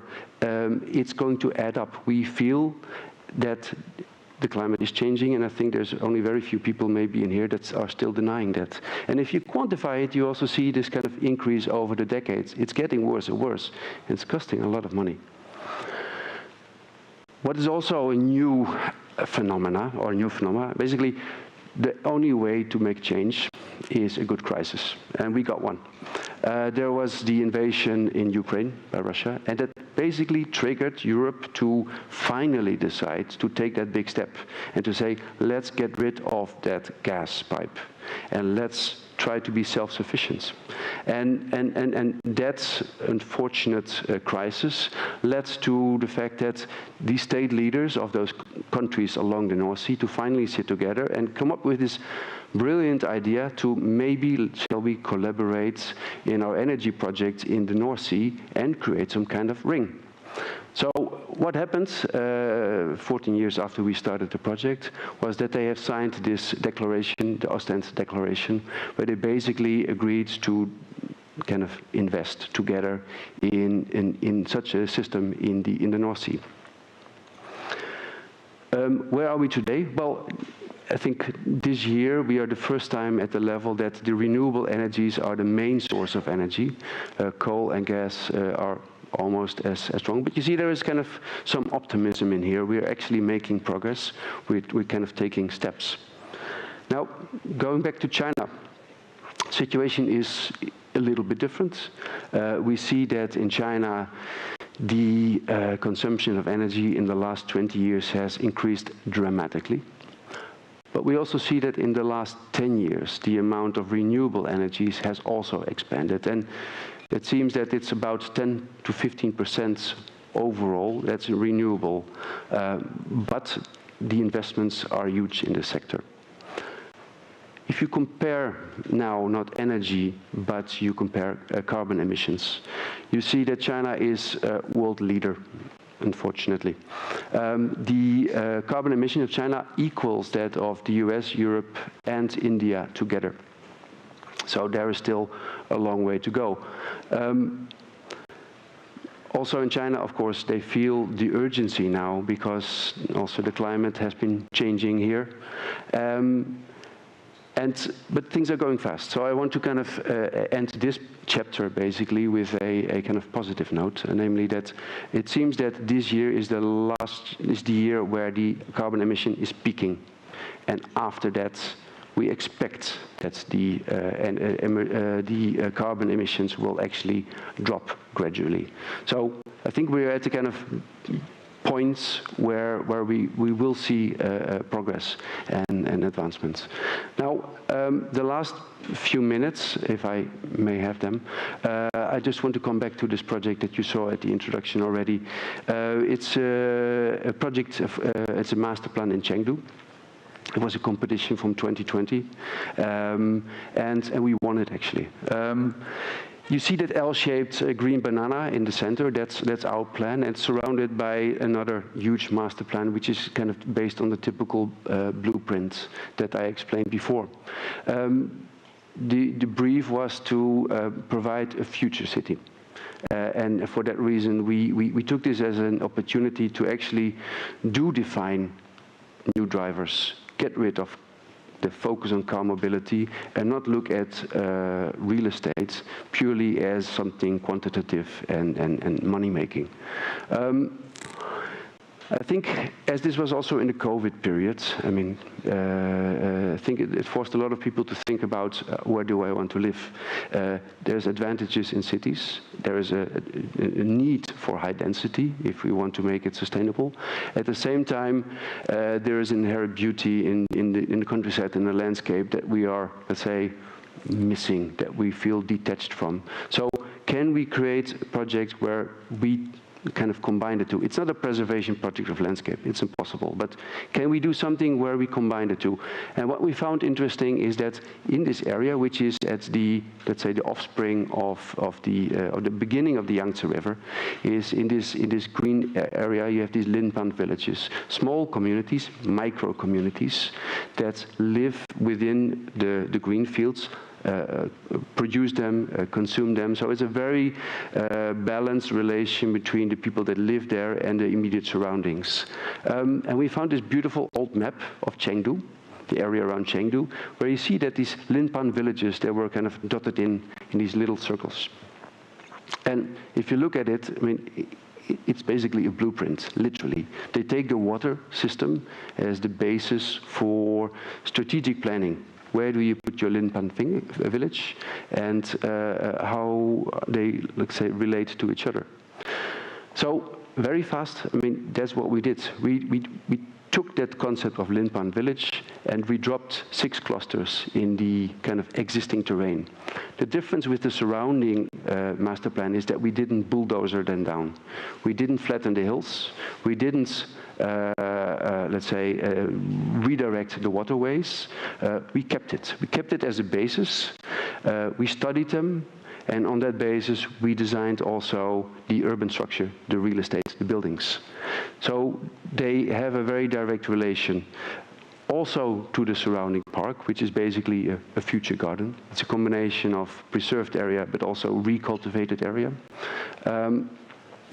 And each of those clusters is basically a small village. It's mixed use, but each of them has a strong profile. And also, there's a relation between that profile and the architecture. There is, of course, a living cluster, where we use the hills for the residential buildings and the valleys for the kind of common spaces, the shared amenities.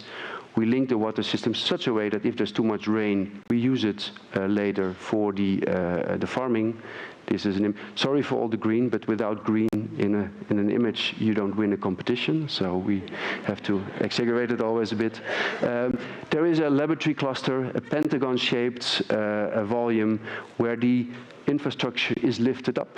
We use the roofs a lot, and in the center there's the public cluster. The public cluster on top of a railway station is where it should all begin. And this is basically a miniature version of the whole master plan. We put fragments of them in that one circle, and we see this as an area where the public and the people living there would engage. This is where most of the large-scale public program would be planned. And you see that smaller circle in the circle, that's what they call a TOD, a transport-oriented development.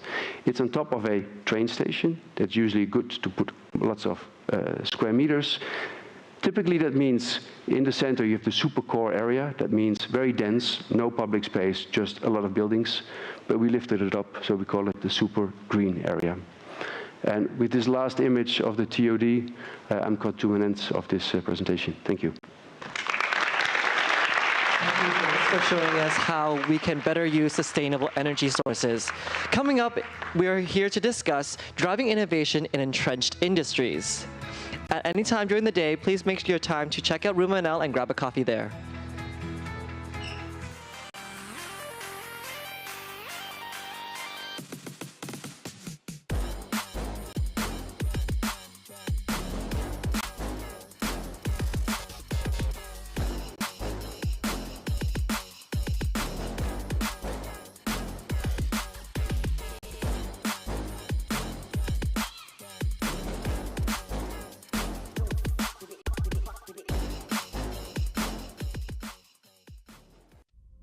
The 14th Five-Year Plan enhances Hong Kong as a regional intellectual property trading hub.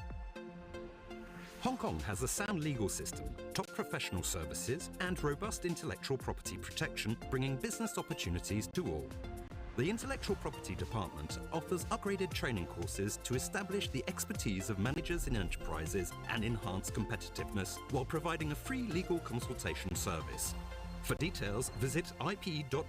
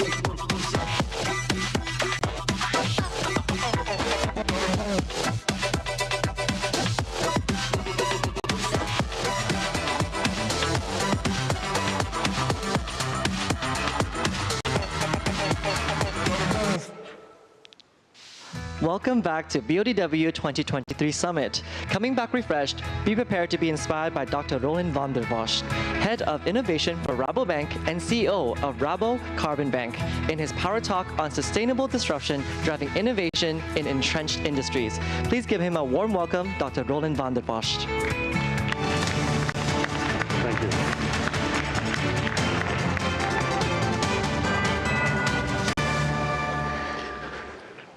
So thanks for, first of all, for pronouncing my name so eloquently. I know you practiced a lot. Give him a warm hand, please. He does such an amazing job, you know. It's very difficult to pronounce these names. So thanks, everyone, for shortening your break and listen to my speech. It will be 20 minutes. When they asked me, can you provide a speech, I asked, what do you want me to talk about? And they said, well, we want to talk about your work. Actually, my work is quite interesting because I have basically two roles. So first of all, in the daytime, I'm head of innovation and the CEO of the Carbon Bank. So in the daytime, I'm a banker. Maybe I don't look like that, but I'm a banker. In the evening and in the weekends, I'm a writer. So I wrote a few books, some of them in Dutch, some in English, on curiosity, on hope. And my new book is about the impact of technology on the way we think. It just came out 2 months ago in Dutch. Unfortunately, it will be not yet in English. It will be published in English next year. So today, I want to talk about these two things. I want to talk about the writing mind and my banking mind. So I'll start off with writing and then go to banking. Writing will be, I'll take you the first part of my lecture, I'll take you on a quite philosophical trail and then a very practical trail. So the writing part is a philosophical trail and the banking part is a practical trail. And somewhere these two will meet, I assume. So my writing part, I started off my thinking 4 years ago on technology, especially on what is the impact of technology on the way we think. And this is one of my favorite quotes by a big fan of Marshall McLuhan, who said, "We shape our tools and thereafter our tools shape us." So we created the car. No, let's start with iron tools. So we created a hammer and iron tools, and we made spears, and we killed animals. And because we killed animals, we got high-quality protein, and that made our brains bigger and better. So the making of tools made us more intelligent. And then we created a car, for instance, and the car created suburbs. And the suburbs created mortgages. And mortgages created a big financial cork under the financial system, at least prior to 2007. So the interesting thing is one of the real consequences of the car was also that it created a sort of financial system which didn't exist before that. So I'm very fascinated by the impact of technology on our behavior and especially on the way we think. So, and referring to Marshall McLuhan, he's done some thinking about that as well. So he says, if you look at the influence of scriptures, of writing, is that it has made us think more logical. So if you want to write a sentence, you have to start with a beginning and with an ending, and you have to think of the actual structure of the story you want to tell. So writing has made us more logical, has created more logical minds. And because of that, he says, we were able to create cities, and we were able to create governments, which weren't really possible before we were able to write. And then mass media came. What is the impact, has been the impact of mass media? Well, it has made us more tribal. We have thinking in terms of images, communities, global communities, symbols, advertising. These are all a consequence of mass media. So mass media has made us more tribal. And what has digitization made us? I was watching you at the end of the one of the chairs there during the lectures, and I think 60 or 70% of you were looking at their telephones, while also looking at the stage, which is totally normal at the moment. So we have digitization now, I think, for 30 years, maybe 20 years, so it's a great time to look at, okay, what is the real impact of digitization on the way we think? And that was the start of my intellectual journey. So let's see what the impact of technology is on the way we perceive time. I still have a very analog watch, which is Chinese, by the way. I can recommend it to anyone. And what does an analog watch do? It tells you when something starts and when something ends. You can read the time on the watch. That's what you do. That's what we have done for centuries. Now we have also the smartwatch. And what does a smartwatch do? Well, and we've seen the previous speakers talking about it. Well, we can measure our blood pressure. We can see how many steps we have made. We can plan accordingly. We can set goals for ourselves. And it's interesting because the way we perceive time is fundamentally different in a digital context than it is in an analog context. So what is the difference? The difference is that with the old watch, it saw time as a chunk, a closed chunk, where something starts and something ends. And in the digital realm, time is a succession of things. We always get a new prompt, a new signal. So it never stops. We always are referred to something new. So time in the analog stage was a set of enclosed chunks. And in the sort of closing of moments, you could say. In the digital realm, it's all about widening those moments. We never stop demarcating the time. So in the old days, you could say time had a beginning and an end. And in this time, in the digital age, time is endless. Hence the title of my book, The Future is Endless. De toekomst is eindeloos in Dutch. So that's the impact of digitization on time. Let's now turn to storytelling. So to what extent does digitization influence the way we tell stories? We're all grown up with mass media. And what does mass media do? It demarcates the stories. You have a media schedule. Why? Because there was scarcity in the air. So media companies had to really ring-fence the blocks where they could tell the stories. And you see that in the narrative structure of, let's say, every program which is broadcasted. It has a beginning, it has a middle, and it has an end, always. And that's so different from the way we use digital information. It's a stream of messages, an endless stream, you could say, of messages. It isn't structured. The narrative structure is not about we have a beginning, we have a middle, and we have an end. No, it's just an endless stray of messages which is referring to each other, sorry. And you can also see it in the way we create stories. If you want to see the difference between a boomer, so someone who's educated not in the digital age, and the younger generations, you can easily see it in how they write apps. So I'm going to show you a picture which is in Dutch, but it's not about what is actually written. It's about the narrative structure that is so different. So these are two types of apps I received, okay? So the left one for your, that's typically a WhatsApp which is created by a boomer, okay? You probably younger people, you don't know, you don't write apps like that. Why? Because it has a beginning, hi Roland, and it has an end, bye Johan. And there's some sort of structure and narrative logic between. There's a beginning, there's a middle, there's an end. Okay, so this one is the right one. Is the app that I receive from most people nowadays. Okay, it has a beginning. It says, well, I'm reading your book at the moment. It's a friend of mine, and then you get a sort of different kind of messages. There is some sort of logical structure between them, but it definitely doesn't have an end. It doesn't have a beginning. It's just a piecemeal chunk of messages. And I firmly believe that the more we use technology, the more our minds get trained in a particular way.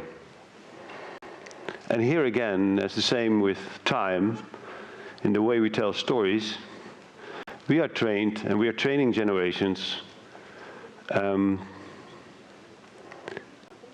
not to orient themselves towards an end, but just go on in an endless way. Not only to tell stories, also how we perceive the physical surroundings. Okay, so if you have a shop, a physical shop, what marketeers do, they have a floor plan and they have a very elaborate and sophisticated way in how to route someone from the beginning to the end. And the basic idea behind a floor plan is somewhere there's an entrance, there's a middle, and there's an end, which is cashier.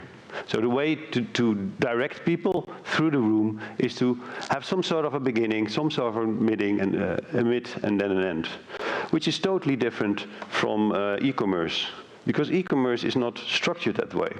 It has a lot of entrances, it has a lot of possible exits, and if you're out of the virtual room, you're still harassed by recommendations and stuff. It never ends, okay? Here also, it never ends. So the same with products. So for generations, we were used that a product had an end product, hence a supply chain. A supply chain is a way of structuring business in a beginning, a middle, and an end. And that's the same with a conveyor belt. There's a beginning, there's some resources, and then you make something, and then you have an end product. That's how cars are made, how phones are made, how everything in the physical world is made. Of course, digital products never have an end. There's always a permanent beta. There's always a beta version of something, and it actually never ends. And this thinking is not only is not only applied to physical products, but to software, but also to physical products. If you compare the old car with the new car, if you buy a Tesla now, and this Tesla is a fundamentally different car once you have it after a year, for instance. Why? Because you have a new software update, and that software update changes the car. So you're not buying an end product anymore, you're buying into something, you could say. You're not buying something, you're buying into something. You're buying into a stream of constant improvements. So the basic fundamental idea around an influence of technology in the way we think is that our thinking becomes endless. We have taken out the end of our thinking. And to me, that is really fundamental to everything we do. Not only to time, not only to storytelling, not only to the way we design the physical space, even to conflicts. We're so entangled on a global scale at the moment, that, and because of this entanglement, because of the fact that we are so connected to each other, it's very hard to get rid of each other. Look at all the conflicts at the moment. It's very, very, very increasingly difficult to stop things. Why? Because we cannot live with each other, but also not without each other. So the countries at this moment look like a very bad marriage, where the two partners stick together, although they maybe want to separate, but they cannot separate because they're so entangled to each other, to the kids, to the dog, to the house, etc. Even if we want to stop the war in Ukraine, it's very difficult because we're so entangled on a global scale. So this idea of endlessness really pervades everything we do. From the small, the way we educate ourselves or kids, to the big, to the way political systems at this moment function. And production, of course, so there's no end product anymore. So this sounds very depressing, but it is not. I mean, there's also a hopeful side to my story, I hope. But the point is, what comes in place of this horizon at the end we were so used to for centuries? We were so used to orient our thoughts, desires to something far in the future. And now we praise that to everything which is in front of us.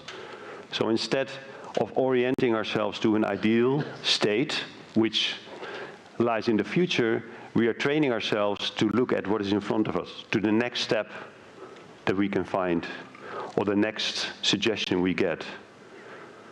And I call it we have become quite myopic.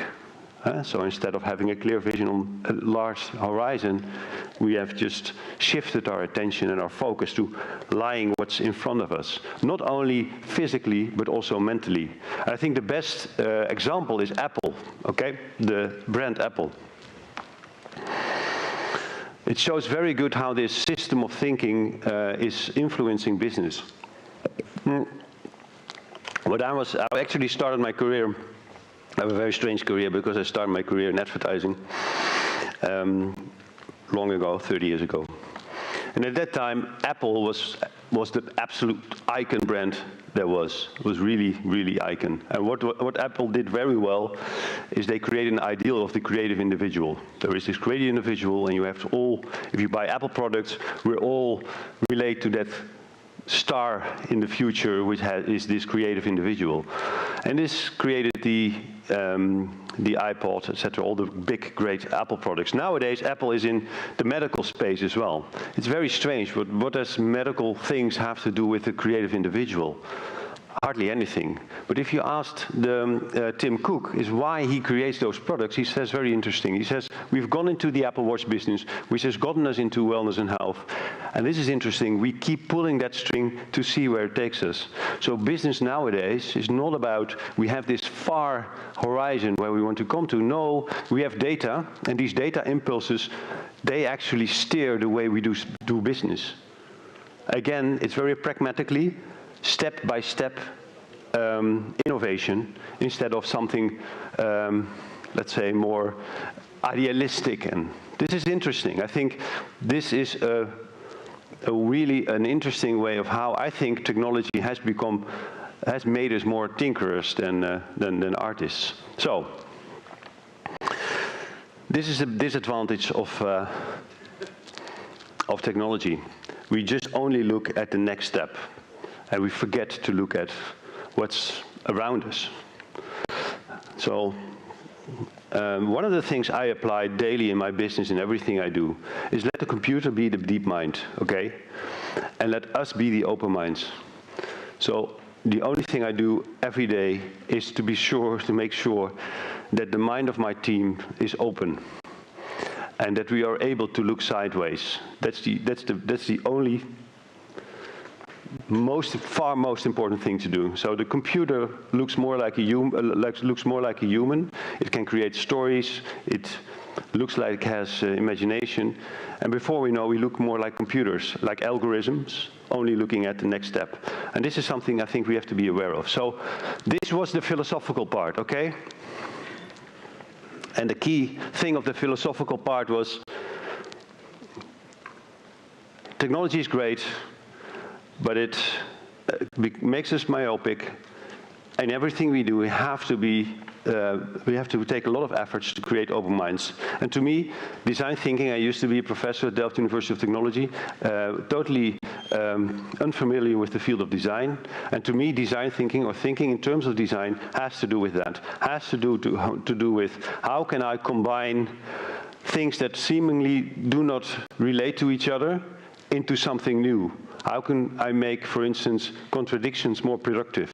And that's what I do in my daily work. I started with the bank, okay, now the banker part.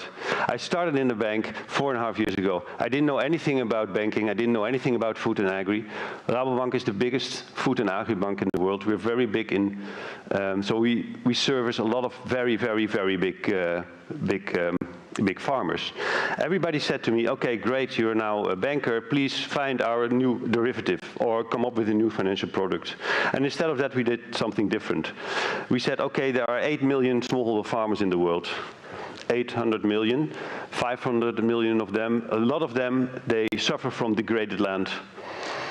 Let's incentivize those farmers to put trees on their land. And that's what we do, because what is good for the trees, if they have trees on the land, it's good for the soil, and then it's better for the soil and better for the yield. And what we do, so it's better for nature. And also trees, of course, they capture carbon from the air. What we do is I have my own remote sensing team. We measure the difference in biomass, and we create a carbon credit, and we sell that to companies that are very serious on sustainability. 80% of the money goes to the smallholder farmers, 10% goes to us.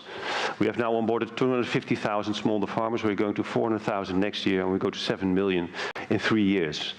I have 200 people now. We started off with 2 people. We have 200 people now working on carbon solutions.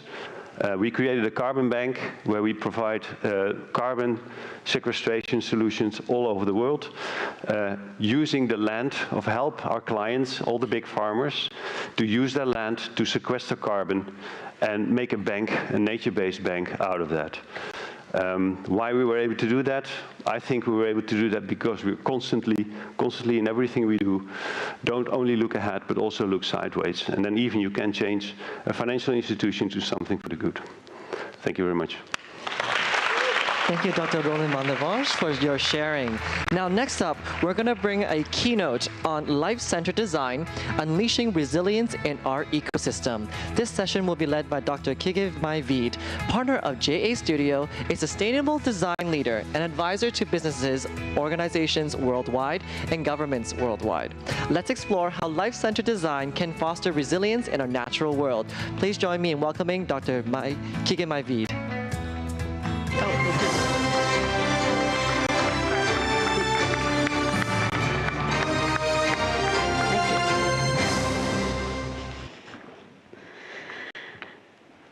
Here.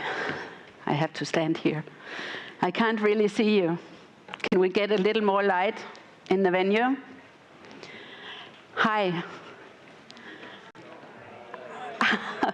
Richard, I've been looking forward to talking with you today. It's a little difficult when you're on a stage of this scale, but I'll try to engage you in a conversation if possible.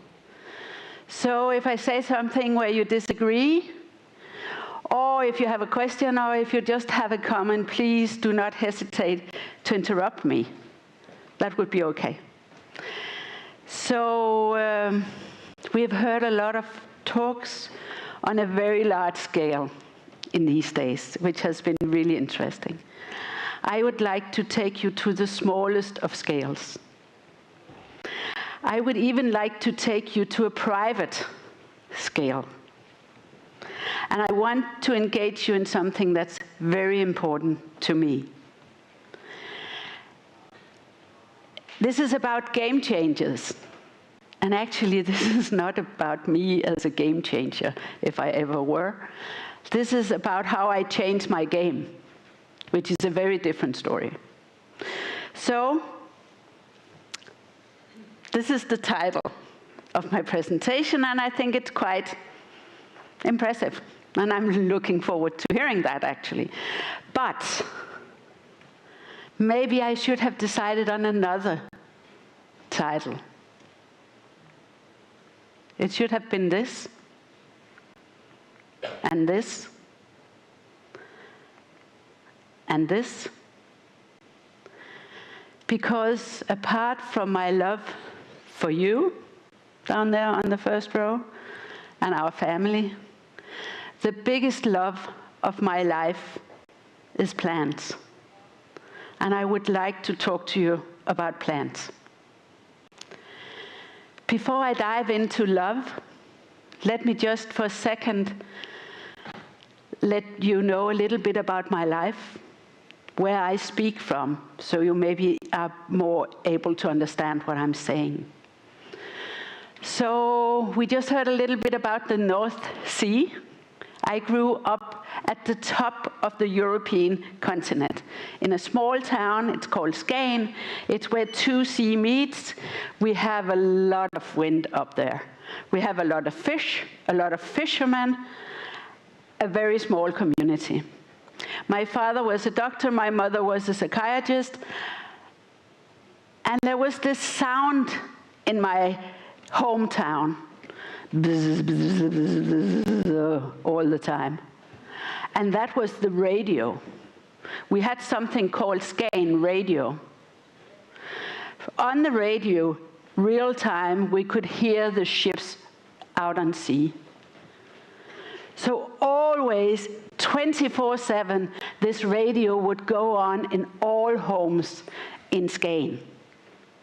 Because we could follow the men and the sons on sea. That would be great in sunny days, but sometimes, just sometimes, a real storm would hit us. And then my father would take his doctor's bag, and I would see him running over the meadow in front of our house, and he would go to sit with the wife of one of the seamen while she became a widow, real life, real time, on the radio. That was how I learned to try and use my time in my life on taking care of life around me. I did that in many different ways. At some point, I think it's 22, 23 years ago, I, with another friend, founded what was called Index Designed to Improve Life, the world's biggest, thank you, the world's biggest award for sustainable design, and maybe the first. It was big anyway, and it was very early. So we were there, we were trying to talk about sustainability. It was not at the time of the Sustainable Development Goals. It was before the Millennium Development Goals. I mean, it was way back. And nobody at that time were talking about sustainability. And if they did, design for sure did not have a role to play in that. We were laughed at, and people were just thinking we were crazy and old hippies, and oh my God, it was a really, really big effort. But over the years, we had this expansive award programs with exhibitions all over the world, nominations from all over the world. We created in 2011, I think, one of the first investment funds investing solely in sustainability and sustainable solutions. We created a large-scale educational program that we used for teachers and kids all over the world. So that might be why I was a game changer a long time ago. I left it. My husband said to me, "Are you aware that you're always sick when we're on holiday?" I was aware. I was not aware that he was aware. So 3 months after, I had left Index, and I wanted to do something with beauty. And that's why basically, I'm here today. And I'm happy to tell you that with no education ever in my life before, at 62 years old, I just started studying plant development and physiology at Copenhagen University. So that's a new thing. So, but let's take a look at love and biodiversity. Let's talk a little bit about plants. We have around 350, 400,000 vascular plants in the world. These are the plants that are not ferns and mosses. These are the plants that within them have a system like our blood veins, and they are actually able to take up water and take down water. So, but what do they do for us? Do we love them? Is there any love from us to them? So plants make up the biggest part of our food. It's actually only 18 different plants that make up 80% of everything we eat. We should be thankful for that. Plants make fibers, so what we wear, for instance, how we knit, how we weave, all that stuff, our rugs, plants. Medication. In Asia, you actually know that more than we do in the Western part of the world, because you used to herbal medication. But also in like Western medication, plants are the base. Okay, we also use plants for lumber, to build our houses, to burn in our wood stoves, to create our furnitures, to create our floors, everything around. Fuel. Fuel, even oil, is made from plants. Habitats. The biggest part of habitats in the world for all of those living beings that are not us comes from plants. And then, one more thing. If I say beauty, would you say plant? Would you say flower? When I think beauty, I think plants, I think flowers. Healing. Scientists from all over the world have already told us that if you are in a hospital, you need access to nature. It doesn't even have to be real nature. It can even be a photo of nature. If you have that, you will heal faster, you will sleep better, you will eat more, you will be happier, have it easier in healing, you will need less medication. Isn't that an amazing thing? Imagine one unit in the world that does all this for us. Oh, yeah, it also does this. Small thing. So let's try a little thing. Just for a second, hold your breath and imagine that that was the last one. There's no more oxygen in the world.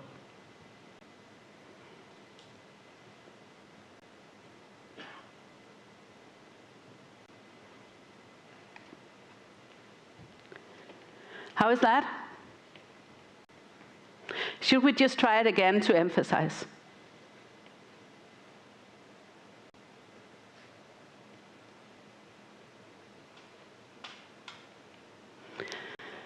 I'm sure you got it. So plants create oxygen. Plants in the water and on land. And not only for us, but all the other organisms in the world that needs oxygen. We need approximately 400 plants each to be able to breathe. This is the magic. Isn't it beautiful? This is what happens. This is what happens when plants photosynthesize. We all learn about it in school. I'm sure you had it in school. I'm sure you forgot about it. Am I right?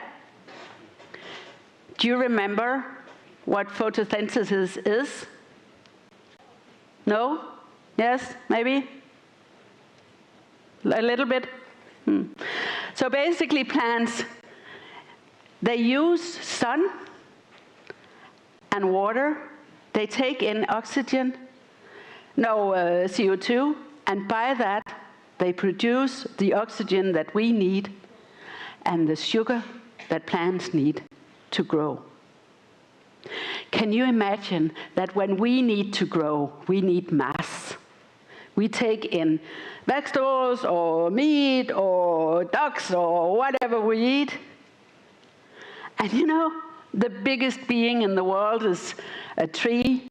It's 105 meters tall. And how did it grow?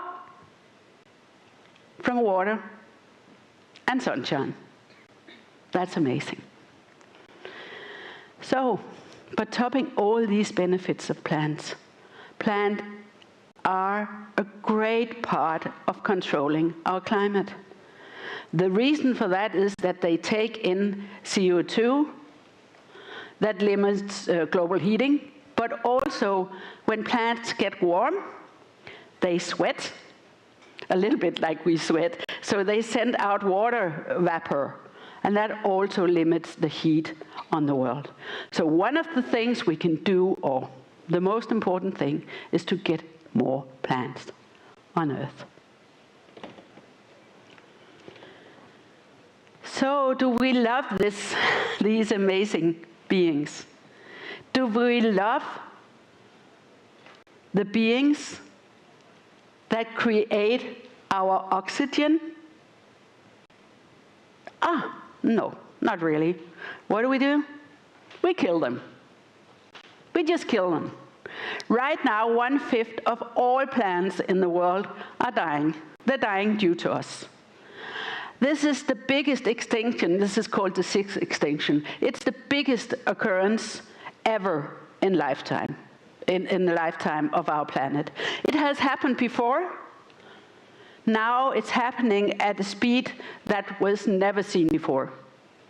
And it's happening due to us. It's happening simply because the way we act, the way we make agriculture, the way we make urbanization, the way we pollute, the way we are human-centered.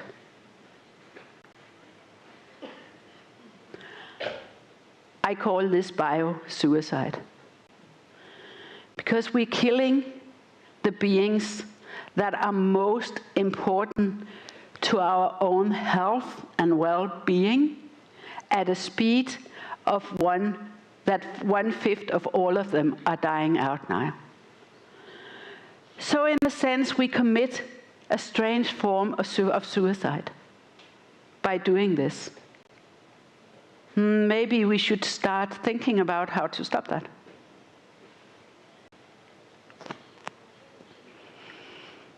This was a little bit about my love for plants. I hope you heard something new about plants, or something that you maybe heard before but forgot, or maybe heard a little thing that you will be able to use in your work in the future. So, but while we have here at the summit seen a lot of very large-scale projects, I would like to take you into my small studio, because when I left Index, I created my own very small artist design craft studio. I'm alone there, and then I work with a girl who lives in another part of Denmark. I never do this, but I would like to show you some of the small things that I do, and they're not going to change the world. But maybe if we all advocate biodiversity, we will be able to do it.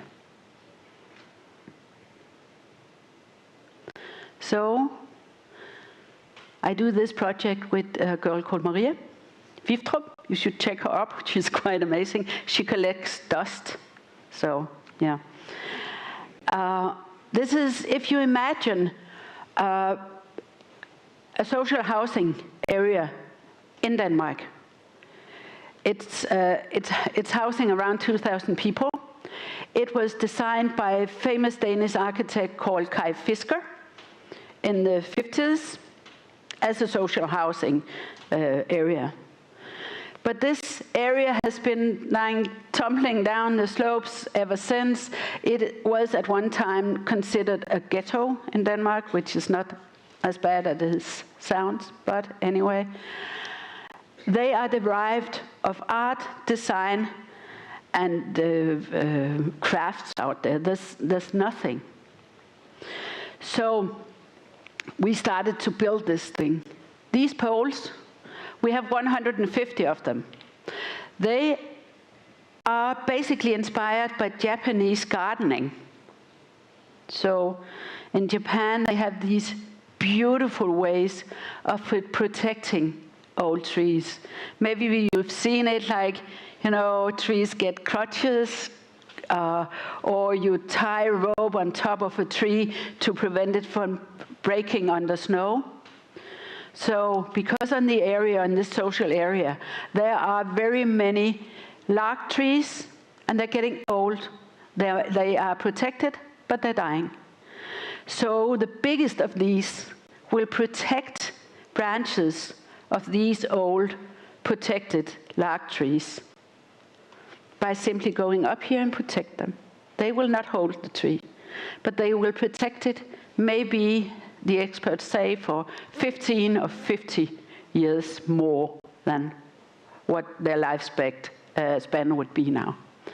So, but while doing that, we decided we would make this grasses, or like a flow of other poles showing biodiversity in the area. When we collected that, and this is on one of my work tables, we found out that when we were collecting biodiversity, different plants, small bees, whatever would die in the area, we would collect that. But what did we find? We found all this that humans left. So now it's a museum. Each of these small glass boxes on top of the poles is actually a very small museum for biodiversity and human waste. Here you see them on a close-up. So we're not claiming that this is going to change anything, actually. But we know that 1,200 people, 2,000 people living out there were engaged with us in a very long process to understand biodiversity in their local area.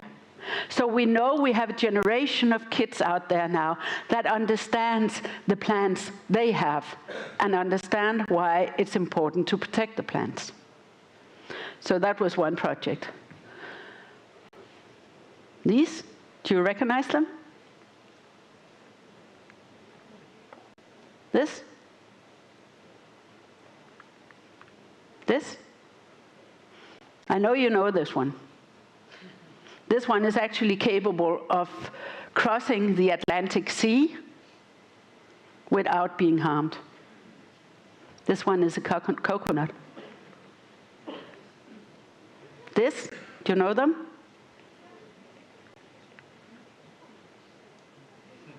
This is part of my plant parade. This is a plant protest. As I told you, we have like nearly 400,000 different plants in the world. They have different seeds. All of these are plant seeds or seed pods. So my collection should be of 400,000. I have 120 right now.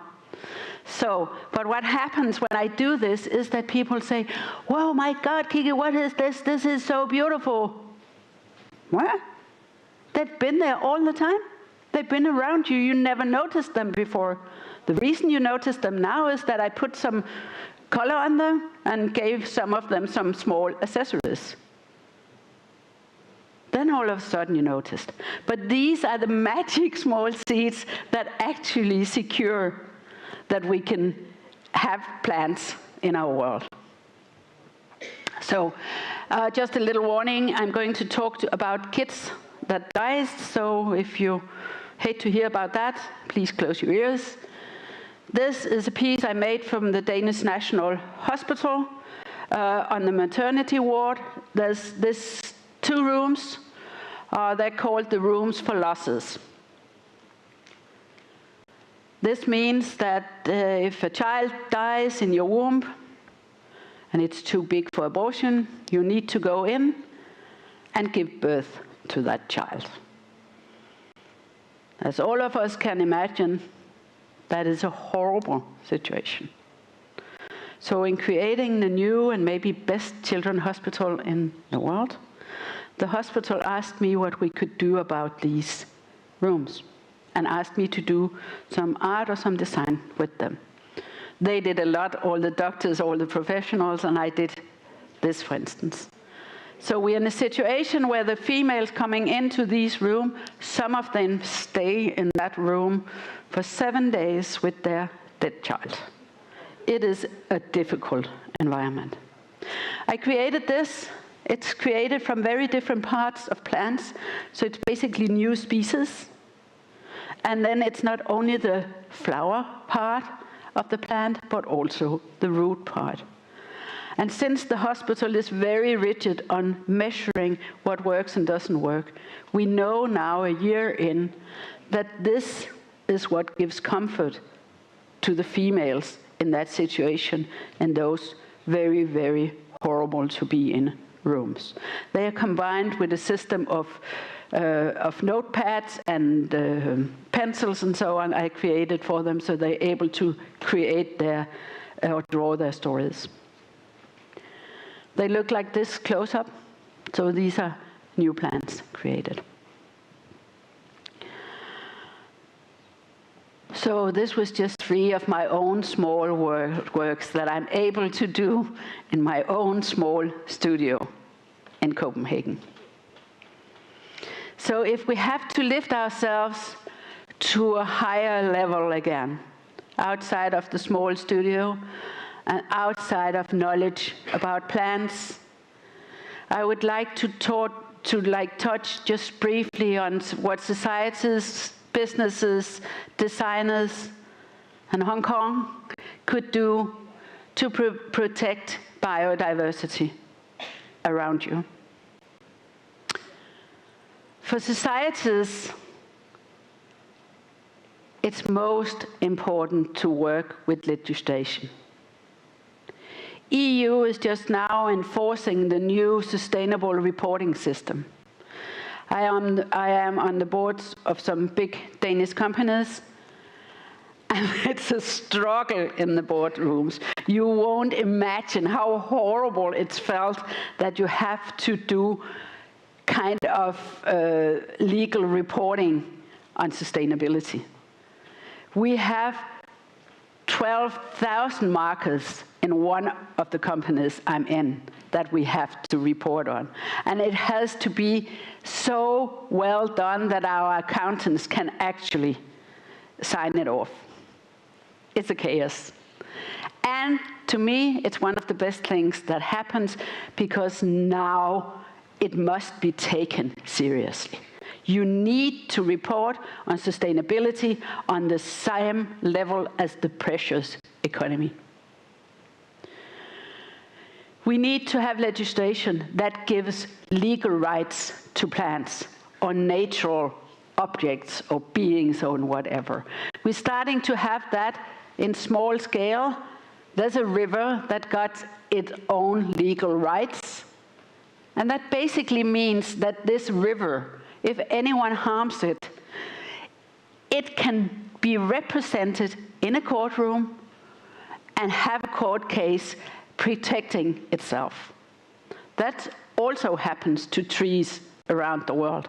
Individual trees or forests that get legal rights, so they're able to protect themselves in the system we created around them.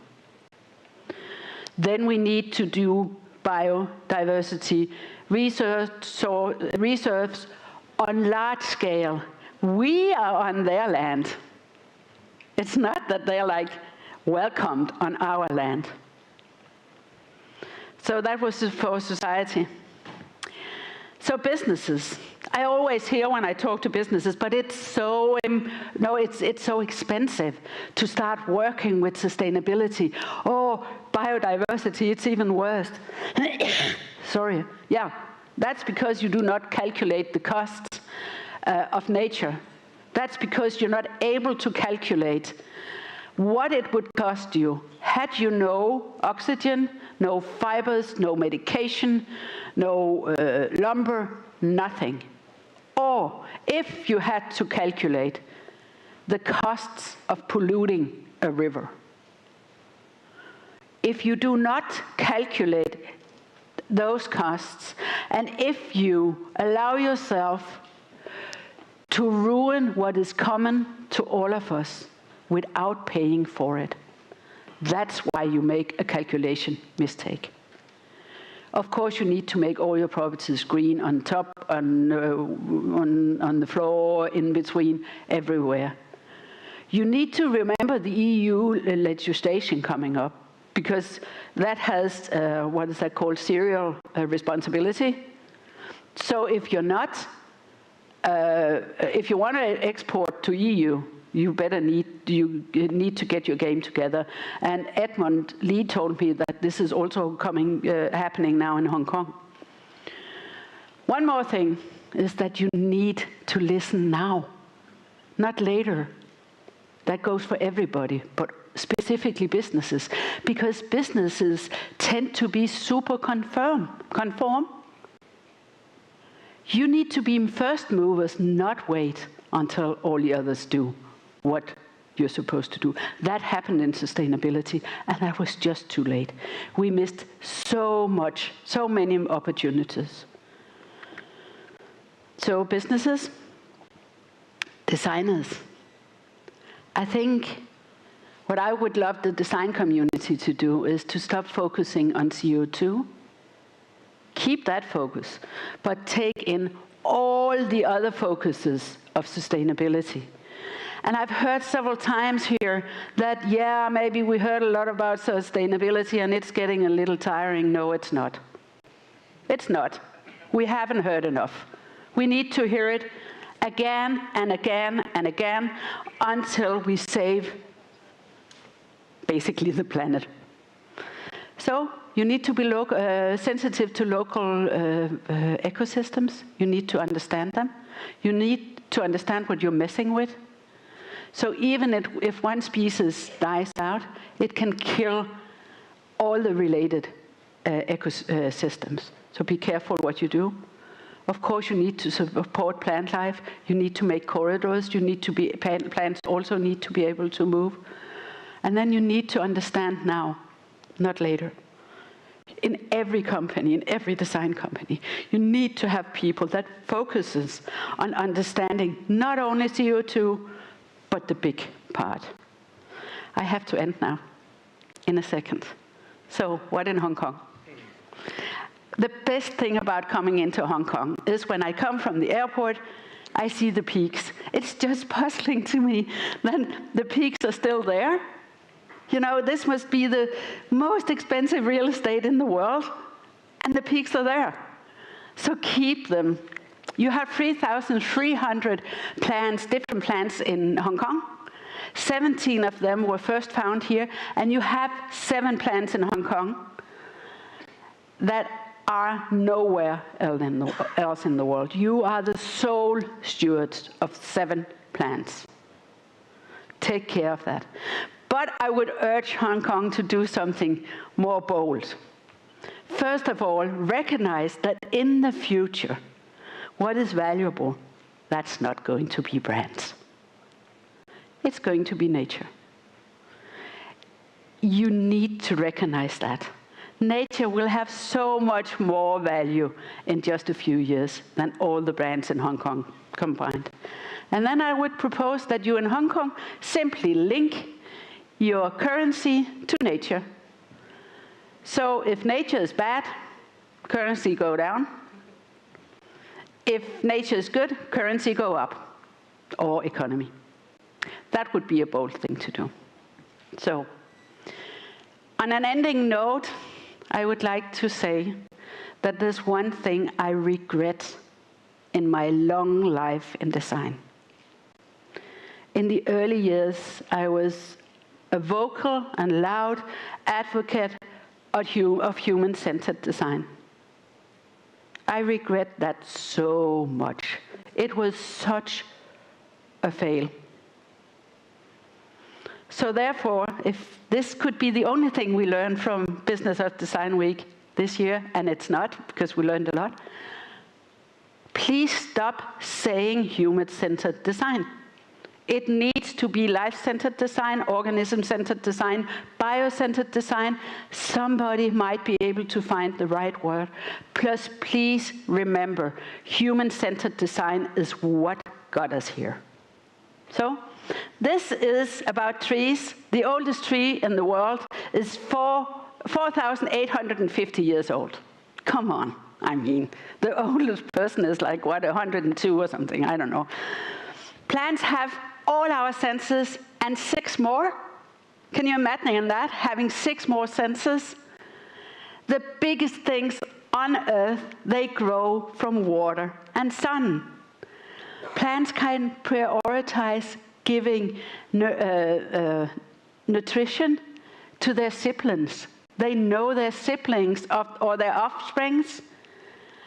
And then, you know, that delicious smell of newly cut grass. You know what that is? It's a hormone.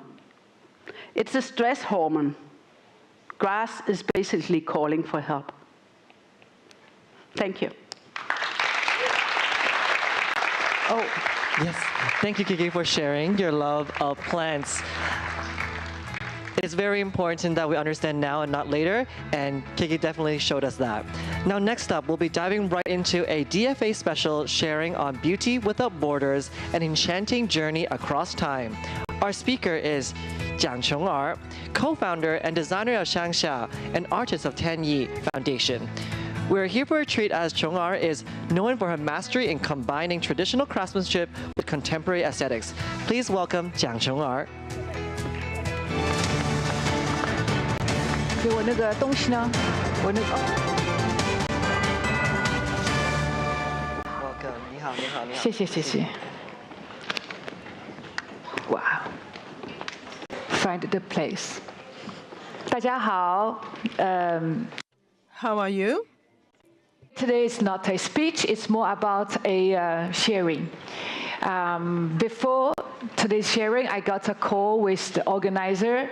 They would like me to share some about some learnings from our last 25 years of practice or design career, artist career. So I think, same as everyone here, the most important, we always start with family. Okay. So I am the 3rd generation of my family as artists or who work with the creative-related professions. So here you can see, in the middle it's not me. In the middle was my mother, in the middle. And then my grandmother, and then my grandfather. So my hero is my grandfather. He was born at the end of 19th century, and he went to Japan. He was the 1st generation in China that went abroad to learn Western art. So he learned sculpture, oil painting, you know, all this kind of Western art technique in Japan. And then he came back when the Japanese and China war happened. And you can see my grandfather's artwork.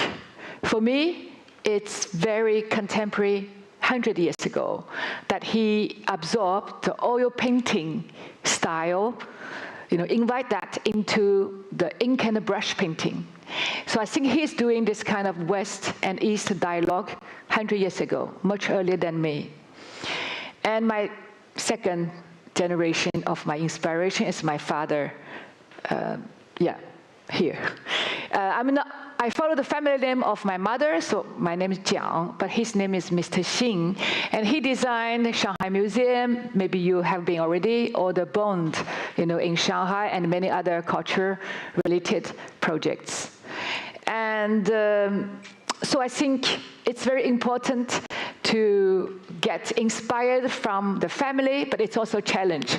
When they are all outstanding, it's difficult for me to do something else. So now when I was at Putonghua University, my first major was architecture and urban planning.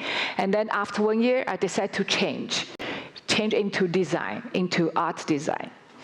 And you know, a lot of people ask me about my adventure, my journey with Hermès Group to create a Chinese high-end, or we call luxury brand, which name is Shang and Xia. Maybe you know, I think all the Chinese people here, you know the meaning of Shang Xia. Means very difficult to translate into English. It's a philosophy, so that's why in English I keep the pinyin. That means up and down. That means between two contrasts, two opposites in life, we try to encounter them and try to find a balance and a new energy, like tradition, technology, past, future, China and the world, woman and man, day and night, mountains and the river, many, many others, dialogues that we try to encounter them together and recreate a new energy. So in Shangxia, our mission is very simple, but very difficult to achieve, is to try our best to bring the renaissance and the revival of Chinese craftsmanship. When I started 2008, 2009, China still have some great, unique, magical artisan masters who are doing bamboo weaving, wood furnitures, porcelain, ceramic, embroidery, etc. But they are not copying. They are doing the same. They are repeating. They are trying their best to do what in the past the artisan can do. So now our mission, and then you can see 99% of what they do, what they make, are only decorative. There is no functionality in what they do. So I think the mission of Shangxia, first of all, is to reply this question, is how to make traditional aesthetics modern in a new way. Okay? So just a kind of practice. The handbags. Okay. So our partner Hermès is so famous for handbag. It took me 5 years to create the first handbag. And so the inspiration is coming from Chinese bamboo basket. And we have to find something unique from raw material, culture inspirations, and the attitude, how you take that bag. So you can see the craftsmanship, we inspire from Chinese silk weaving, 缂丝. It's an imperial, like royal imperial weaving technique. So we replace the silk by leather. And here, this is the bag, unique piece. It's leather and real bamboo. So we weave them together. And then the inspiration you can see is from the basket. Why it is like that? Because during ancient time, the ancient Oriental woman, we don't have handbag here or here. We either put it within our hand like this or put it here. So this is our attitude. So with this, we call 揽月 bag. 揽月 means embrace, hug. 月 means the moon. So it's a kind of poetic inspiration from our culture. Same bag here, I used the real bamboo weaving. Okay. And you can find that bamboo weaving in some home decorative objects or for the bed. In summer, we sleep on that bamboo weaving, like bamboo weaving texture. So it's very cool. And that bag now is collected in V&A Museum. When you go, you can really see it in real, see the real texture. Tradition and contemporary design. This is also another question that we try to do through Shangxia. How to give this kind of craftsmanship who are doing 99% decorative objects a real functionality for 21st century. So here, a little video about that craftsmanship we call bamboo marquetry.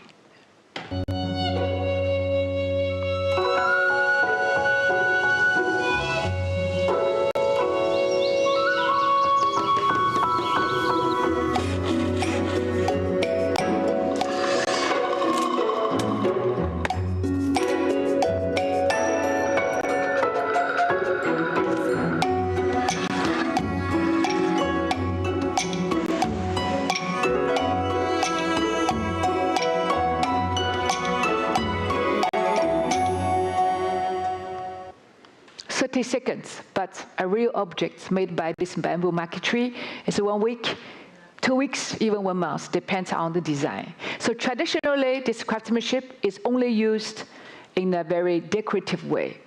You imagine emperor's food basket. The 2 sides of the basket, you have some decorative pieces made of that bamboo marquetry. So they do not really have a functionality. So what we do is I use this bamboo marquetry into what you see here are 2 incense holders. Okay. The bamboo marquetry is so refined, and only the smoke of Chinese incense can come out. So it's a way that how we translate our culture, inspiration in a poetic way. Okay?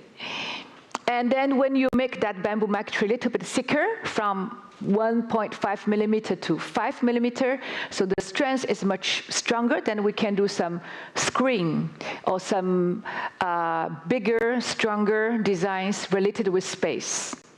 And when you have the sunshine on that curved screen, the game of the shadow is a surprise. And here is a bamboo marquetry container box that we use for the living room, and you can put jewelries, you can put your daily objects inside. And why not some accessories and jewelries? And we can dye with the nature pigment, nature material to do some special color with the bamboo marquetry. And a space. This is a 4.5 meter by 3 meter space. It's a space, where you can meditate, where you can have a tea, where you can have a chat. And this space is now in Musée Guimet in Paris. When you go, it's permanently exhibited there. Yeah. You can see there is a button, little bit technology. When you press the button, the table will go coming up. And then we'll press back, the table will going back. Craftsmanship and technology. This is another kind of dialogue, Shang and Xia, that we try to work on every day. Is there a possibility that traditional craftsmanship can combine or encounter with new material or technology? Here we go. This is a craftsmanship video about furniture making, Chinese wood furniture. Maybe some of you may know that Chinese wood furniture, the whole piece of furniture, you have no metal joints, everything is joined by wood structure. So with that traditional know-how, I developed the first collection that you can see later, and then the second generation is born with a new material. So here is a short video about this wood, zitan, precious wood furniture making.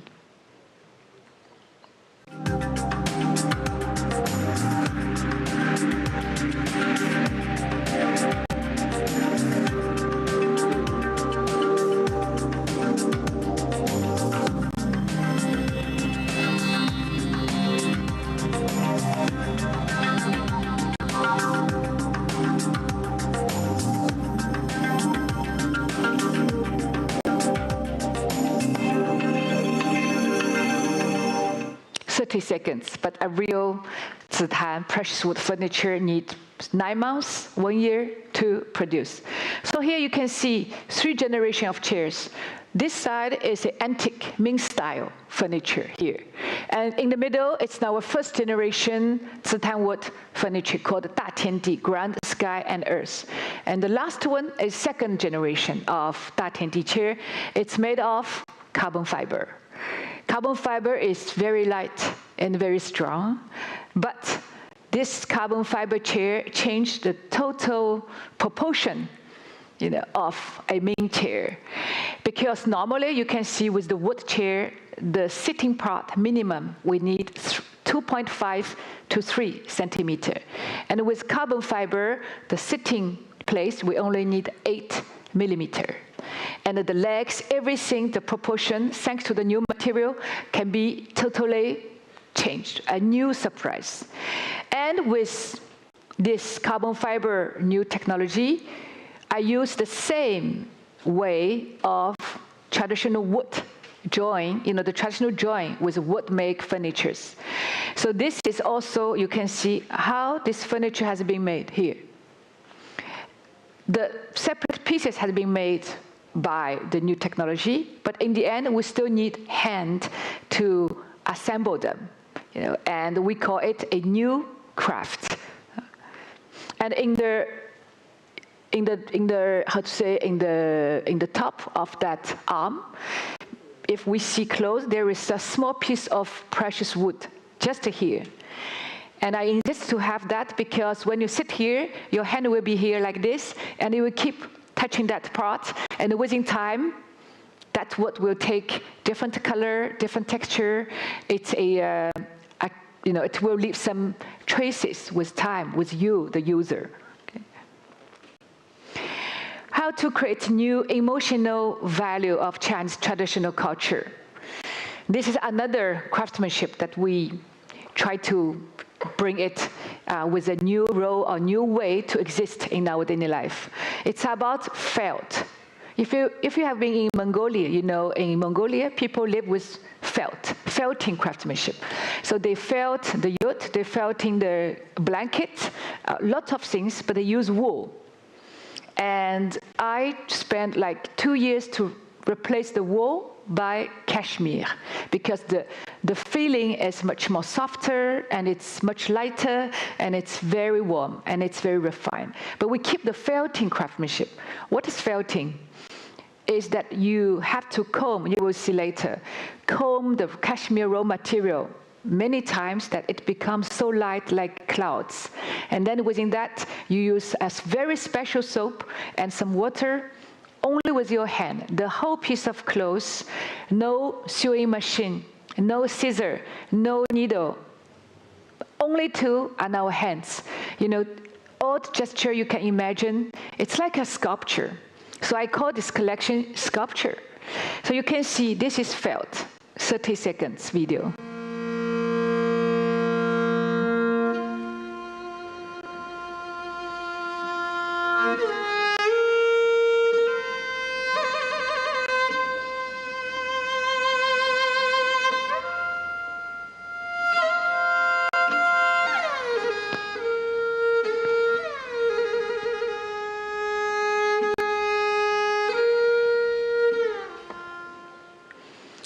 So you can see here, there are some photos of how we make that cashmere felt into clothes, into blankets, into other objects. Yeah, here you can see the sculpture cashmere felt coat here. Everything is one piece. It's like you just imagine a sculpture artist. He or she used the clay, but here you use the cashmere. Then you felt. Everything is in your hand. Yeah. And with this kind of clothes, as there's no sewing part, the clothes is alive. I give you an example. For example, that coat, that one. I wear, or you wear, 3 years later, 2 years later, the shape of the shoulder will be different because the clothes is breathing. Okay? Depends on different body, it will get different shape. So the new chapter, I spent 14 years since 2008 to create that Shangxia. And I was like a full-time mother to taking care of that kid, to be CEO and to be creative director. But CEO is not my passion. And doing creative works is my passion. So 14 years later, last year, I decided to reorganize Shangxia, send that kid, teenager kid, to boarding school. I'm joking. So which means I step back from all this kind of management, operational, financial, HR work, and go back to my passion, which is design, art, and being creative. So with that chapter, a lot of people was not understand me. They don't understand me why, as the founder of a brand like that you decide to do that. And I think, before I come here, the organizer would like me to share with you some of the learning, in life. I think this is a great, not learning, but I think I made a great decision to listen to my heart and to know what is essential in your life. And though that Shanxia is very attractive platform and a very attractive place to be, I think in life it's always important to know there's only 3 days in life. Yesterday, today, and yes, and tomorrow. This is from my grandmother. And that she was the top model of Shanxia since 14 years until the last day of her life that she left me at the age of 97. So I decided to change the stage. And since 1 year, I live in Paris. And then I keep that journey, the dialogue between how we can bring encounters between Oriental inspiration, Chinese craftsmanship, the excellence from Chinese culture with the world, with the young generation to the future. So now I start my new, I will not say career, but new chapter in Paris that I copied with different brands. I will share with you later here. My first project was with Ferrari car. Everybody knows Ferrari. To celebrate Ferrari in China, 30 years, they invited me to create a car. And so my idea is that and they produce only one unique piece. So I told them, you produce only one piece of car that I designed, which means it's not for business, it's for storytelling. In that case, allow me not only doing the car, the accessories, but also the short movie, the way of I tell the story with my concept. So what I want to bring to Ferrari in China is, after 30 years, Ferrari always have an image of bling bling, nouveau riche, that red, extreme speed, the noise of the engine, These are all visible Ferrari that you all know. But I want to bring something new because China has been changed from this kind of nouveau riche, bling bling, the Ferrari red. I think now what I want to try to bring to the Ferrari project is a internal power. It's powerful, but it's from inside.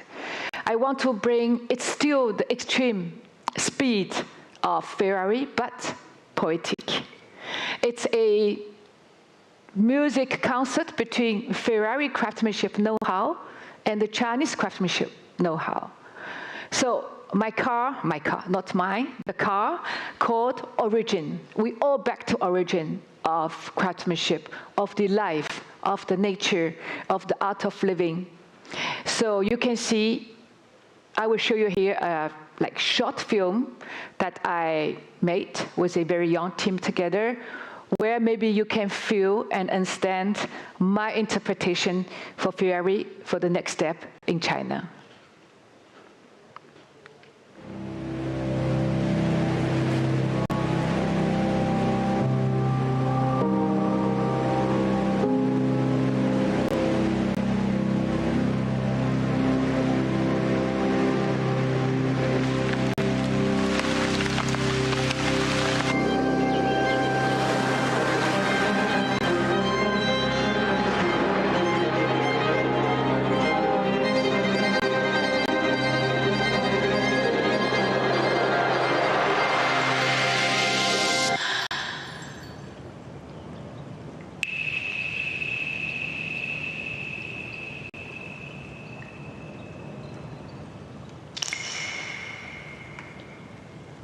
In the beginning,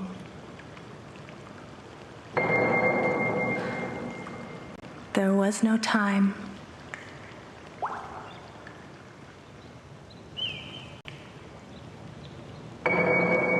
Only the earth and its beings.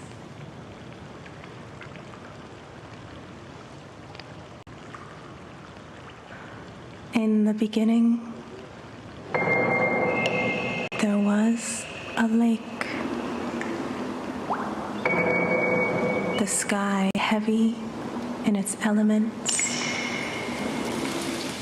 the earth waiting to arrive.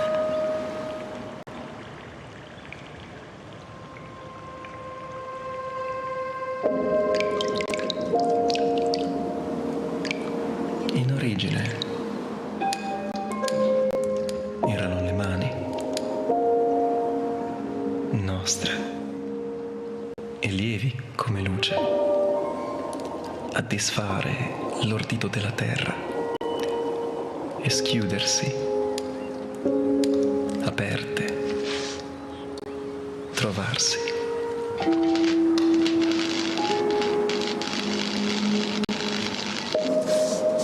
Take thread from bamboo, red from the coat of insects,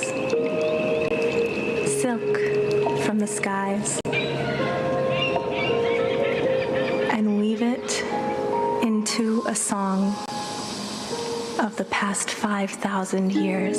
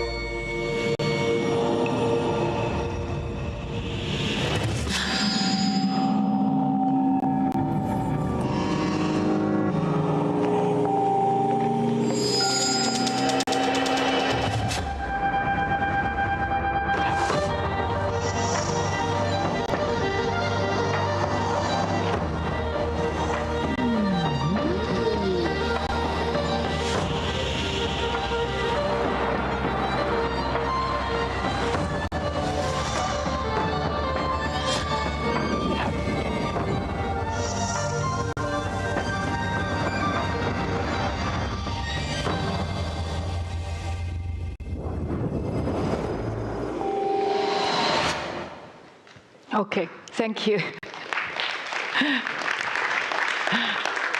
So we talk about game changers. It can be everywhere.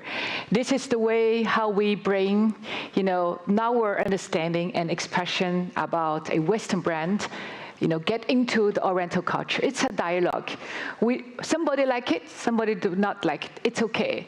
Art, design, creativity, it's not like mathematics. There's no right or not right. So we always dialogue with certain group of people.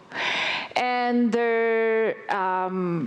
when we share about what we do, I think it's very important as a female designer, artist, apart from all what I try to do, with my passion, I'm a mother of 5 kids.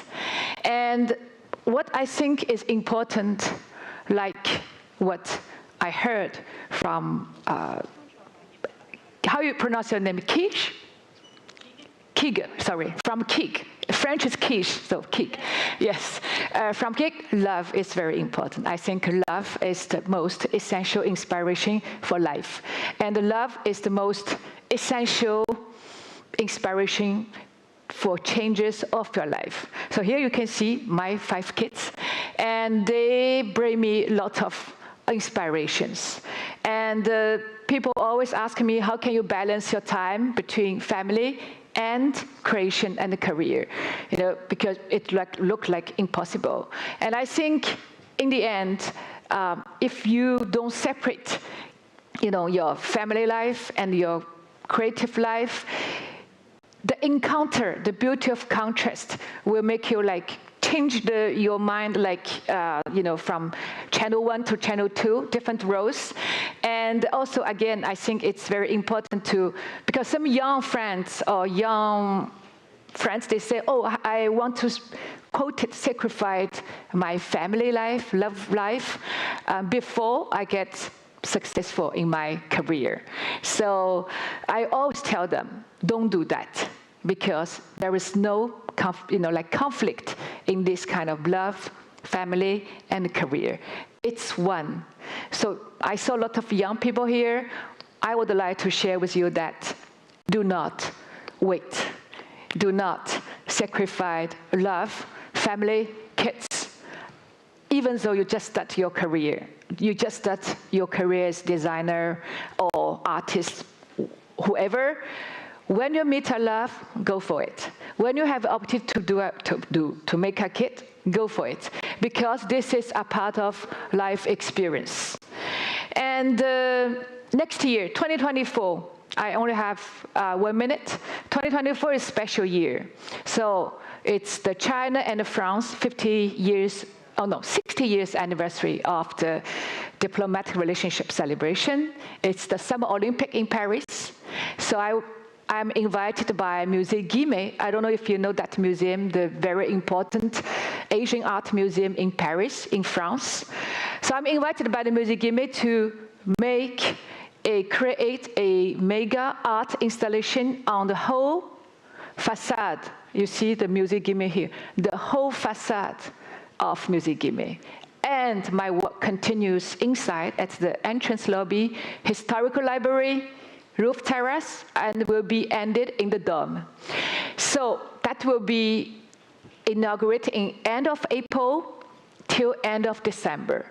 So next year, whenever you come to Paris, come to have an encounter with the symbol of Asian art, of Chinese art in Paris, Musée Guimet. And I will not tell you what I will do, though everything is already ready, that I'm under the last 4 months running. And you will discover it next year. And in the end, I think all what I do, whatever family life, whatever creation, design, artist, 2 elements are essential. 1, time. I always try to invite the expression of time, the dimension of time in my works. 2nd, emotions, loves. If you can create a piece of artwork, a design, a piece of furniture, a space, a museum that moves the heart of your audience or yourself, the emotion, the love. In Chinese, we say 心动的感觉, the feeling of when you are in love, this kind of moment. Then I think that piece of design is great. So time and emotion. And don't wait, because there are only 3 days in our life. And thank you very much. Thank you.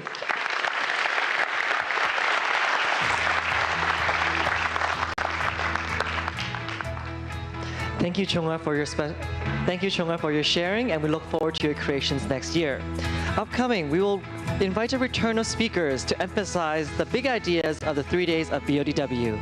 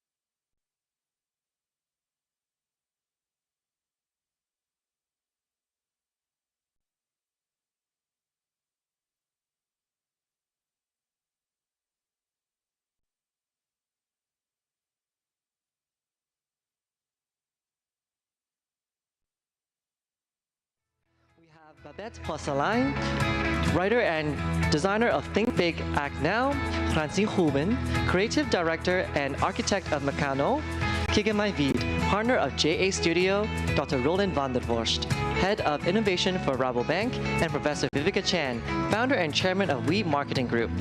Moderating our closing dialogue is Darren Chakri, executive director of content innovation of TAG.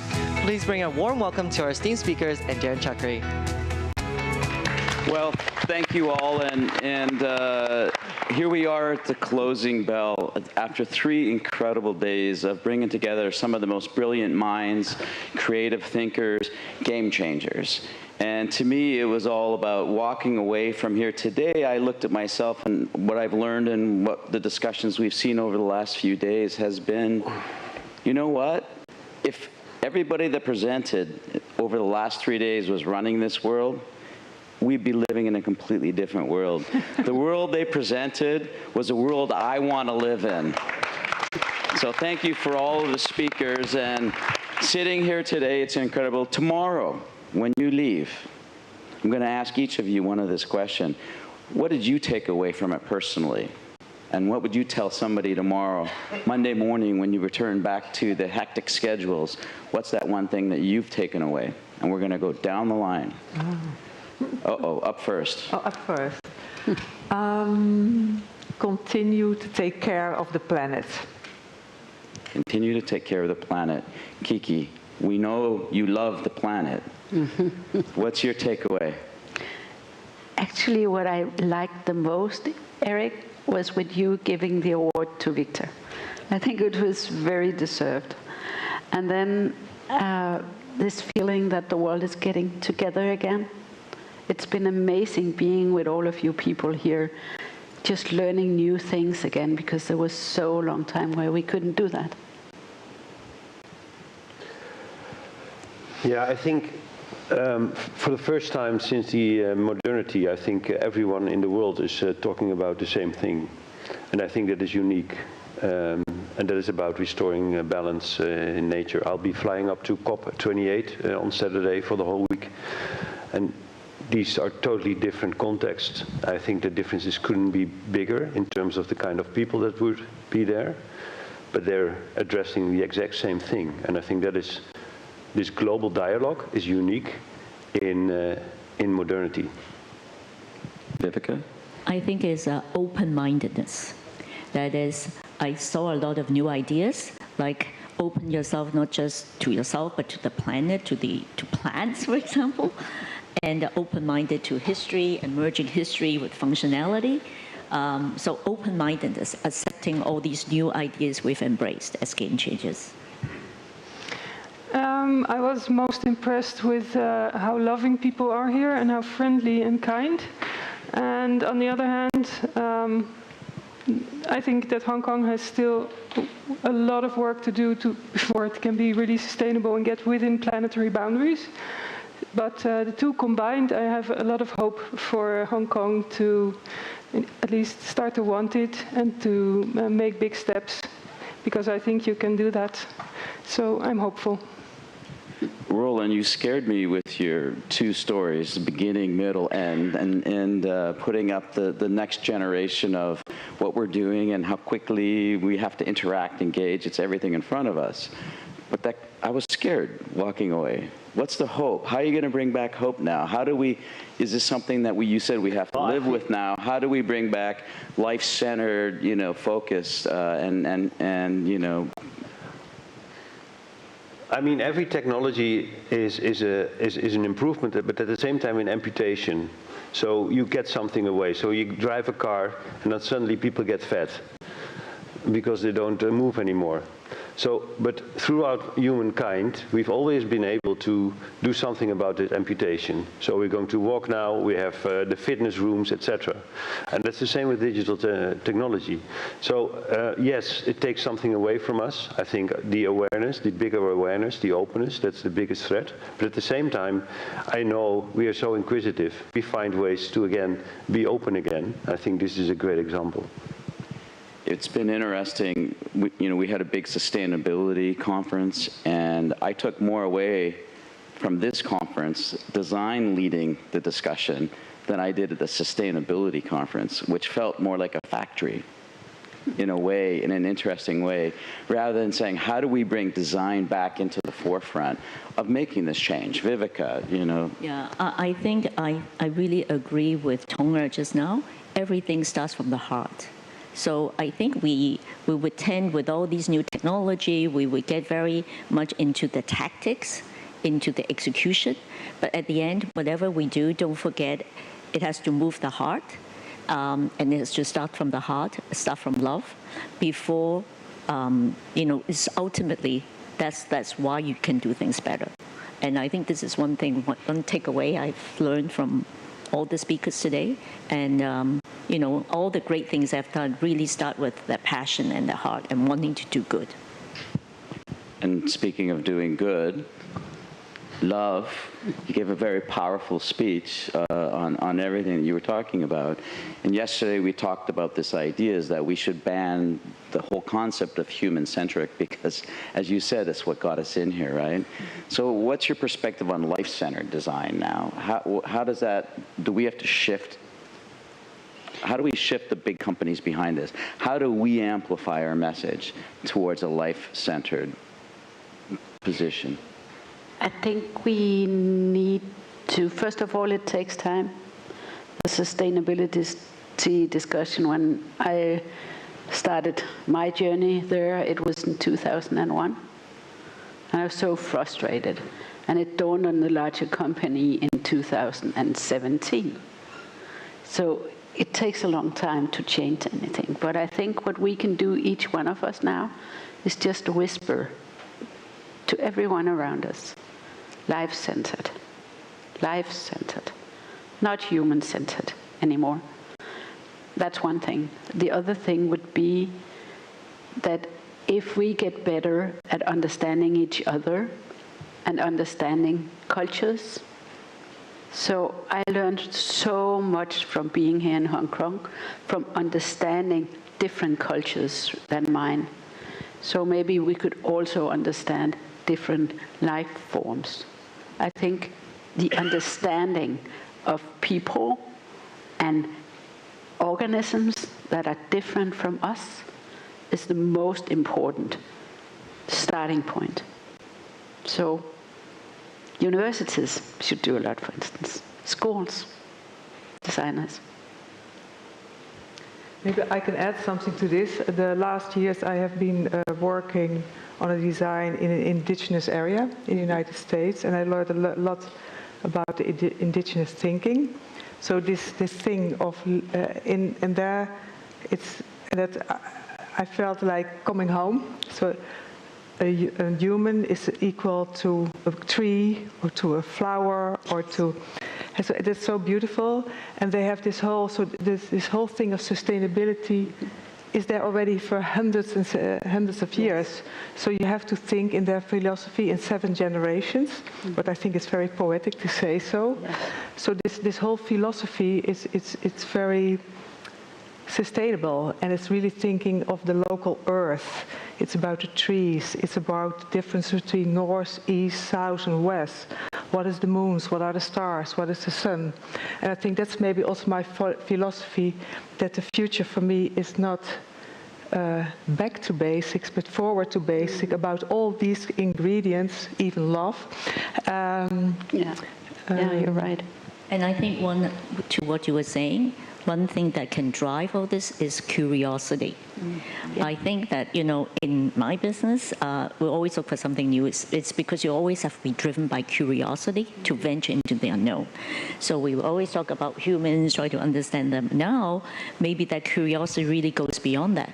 Yeah. As you say, understand plants, understand the planet, understand a lot more than what we're really comfortable about people around us. So I think curiosity is also very important to drive us. Yeah.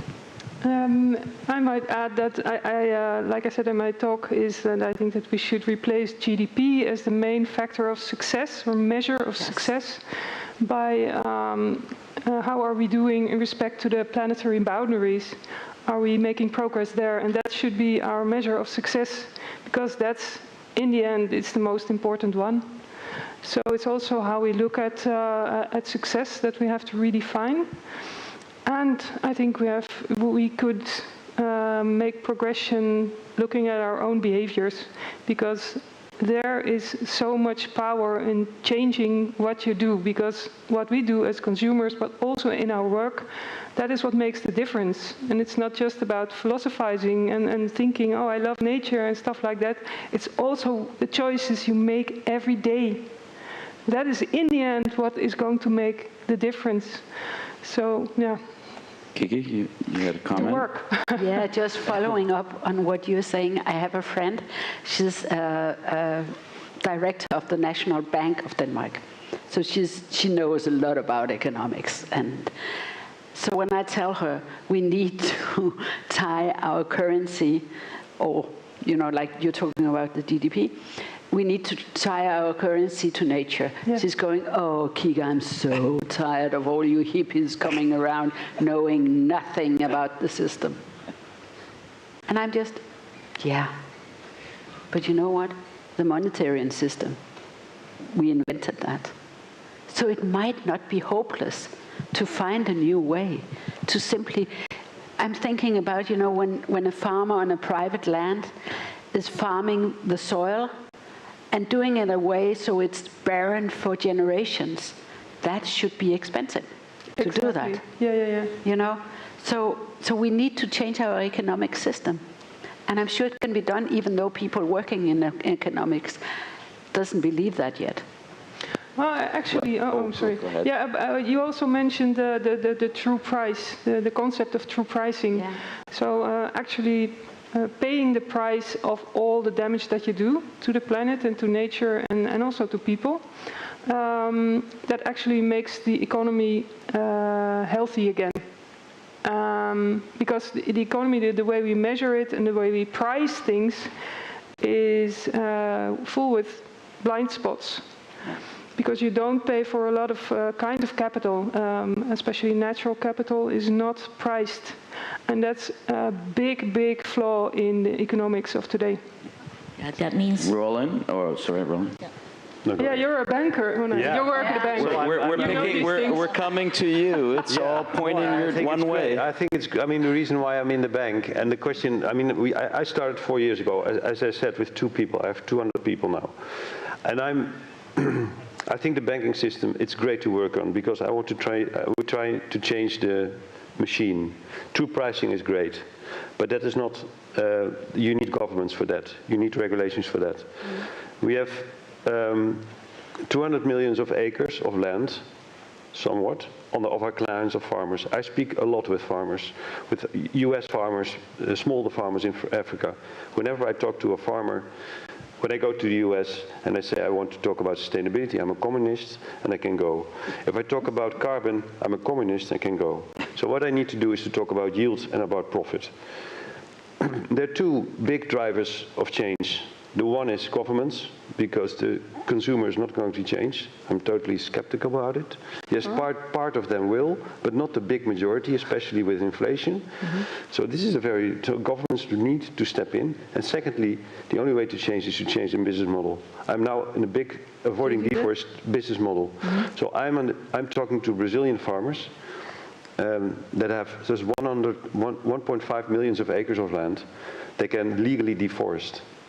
I come to them and say, okay, please don't do it. And they say, okay, if not, I go to another bank. I have 6 banks. So what I need to do is to give them another business model that is better than cutting down those trees. And I'm not going to get there with carbon credits. No, I have to be very inventive. So the only way I can talk to them is via the power of money, so that they can earn a better life by doing good things. And I think that is where change has to come from, within the system. That's what I firmly believe. It is far more complex. It's very difficult. There's a lot of friction. But what you can learn from designers is what they do is they use friction as a stepping stone to a new idea. And I think that is what really sets a designer apart from other professions. So I think that is my hope about the world. We can only change it if we change the system. We can only change the system if we have people who can take frictions and take it into something new. Vivica, you had a point. Or Vivica, you had a point that you were going to say before? I was just going to say that, to your point, it's all about how we can redefine value and financial value, how we define success. Because right now, success is defined by financial success, how much money you make, what level you're at, and even, you said GDP, it's all financial value. But if we can redefine success in terms of the value, then that's going to really, really be a big help. But, it starts with everywhere, as you said, government, education, society, how to redefine value. It's working together now.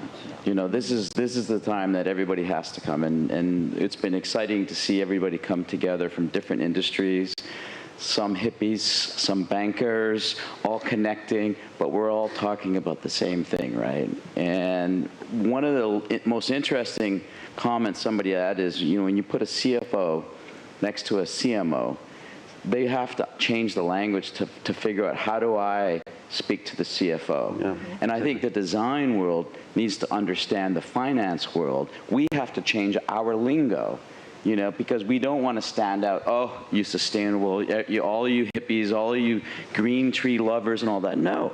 How do we add value? How do we change our conversation? Yeah. And how do we understand their language as much as the bankers have to understand our language as well, right? Good point. And we have to also be aware that there's also a lot of poor people in the world. And we also we should take the, I don't know the right word, maybe the leadership, because they have totally different worries. How to get food every day or to pay the bills every day. So we should also, it's not a luxury problem, we should also take care of them and solve issues for them, because they have other daily issues. So, and I think that, I don't know these percentages, maybe but it's a big part of the population. Oh no, I think the big challenge when it comes to food, we have to produce the half more of food within 20 years. Yeah. The half more, with 60% less emissions. Why? Because otherwise we cannot feed the world. So it's not only sustainability, it's food production. How can you reconcile these? And what the work we do with smallholder farmers, they get extra money based on carbon credits. There's a lot of criticism on carbon credits, and I totally agree, but they get half more salary because of that. And that's, I think, how you change the world. And I totally agree with you. The interesting thing is, how can you balance those? It's not only sustainability, it's also good living, and it's also food production. And that makes it, I think, the best time to live in, because it's extremely complex, and you need all these creative minds to solve those complexities. If I may add, I think it's more than taking leadership of the rich countries helping the poor. I think we should take responsibility for it, actually, because we are kind of causing that difference, inequality in the world. Global North versus Global South. I don't want to elaborate on how that exactly works, but I've been investigating this, and it's quite shocking if you really dive into it. So we should take responsibility, face what we are doing, and stop it. And the other thing I wanted to add is I agree that trusting in only consumers to change their behavior is too small and it won't work. But on the other hand, if consumers don't, or civilians don't want to change, politicians are never going to ask us to. So it comes both ways, and we need everybody to step in. We cannot wait. The industry cannot wait until the consumers are going to start. Consumers cannot wait until the politicians are going to do something. We need everybody on every level to step up as fast as we possibly can to tackle this in time, because we are out of time. So we have to hurry up, and everybody has to step in all the levels and all the different kinds of ways possibly can. But how do we do that? How do we get people to do that? I totally agree with you. But how? I suggest that we make a movie about your story in Hollywood and show the whole world. I think that would help. I think it starts with Brad Pitt, though. I like you, actually. I think it's all about leadership. I think it's all about leadership. I think even politicians, they have to realize that one of the interesting things about politicians, and we have quite an intense political situation at the moment in Holland. And what strikes me in all the stories of politicians is that nobody talks about the frictions and about the sacrifices. Everybody talks about protection of people, talks about easiness, convenience, but nobody talks about we have to have sacrifices. And if you do sacrifices, then the world becomes better. And that's, I think, a central element to hope, is that you explain to people that there are sacrifices. That yes, a wind turbine, how do you call it? Not a solar panel, but windmill. A windmill. You know, there are ugly things, okay, in the landscape. They're ugly things. Say that it's an ugly thing, but we need them. Otherwise, the world goes. But nobody says it's an ugly thing. No. Even the left, right says, well, it's a nice thing. You have to have it. So everybody has to also point at the sacrifices, because then people understand that's the clear story, and everybody knows in life good things come after you have had a bad time. Everybody understands that emotionally and also intuitively, that you have to have a death valley, and then nice things come. And I think that is a leadership story that needs to be told. You're from the bank, so I think redefining financial model very important, but also media very important. As you said, the use of powerful media, powerful documentaries. I've seen some that really touches me, so that is a very good way. And we should be visionary. We should show the positive things. I try to show some positive things, but it stimulates people. Hey, it's possible, and it's nice. Exactly. And also, I always say, I also told you, this whole issue about sustainability, etc. It's almost like doing sports, hey? And you have your apps so that you can see how much energy did you use, and in your house, or get it less, or it's also. It's complicated, but also makes it, for me, intellectually extremely interesting to get it really done. I think that is what leadership is all about. Leadership is all about setting a dot on the horizon and provide a trust for people to go with you on that horizon. So you need visionary leadership. Otherwise, we are nothing. We're nowhere. So I totally agree. So here we are in the last. I'm going to go right back to you. In the last minute, we want to kind of quickly go through everybody and saying, what's the one hope that you give to everybody in the room to walk away with? Your wish, your hope for everybody, right after your comment. Okay, I think one thing we need is a law banning greenwashing.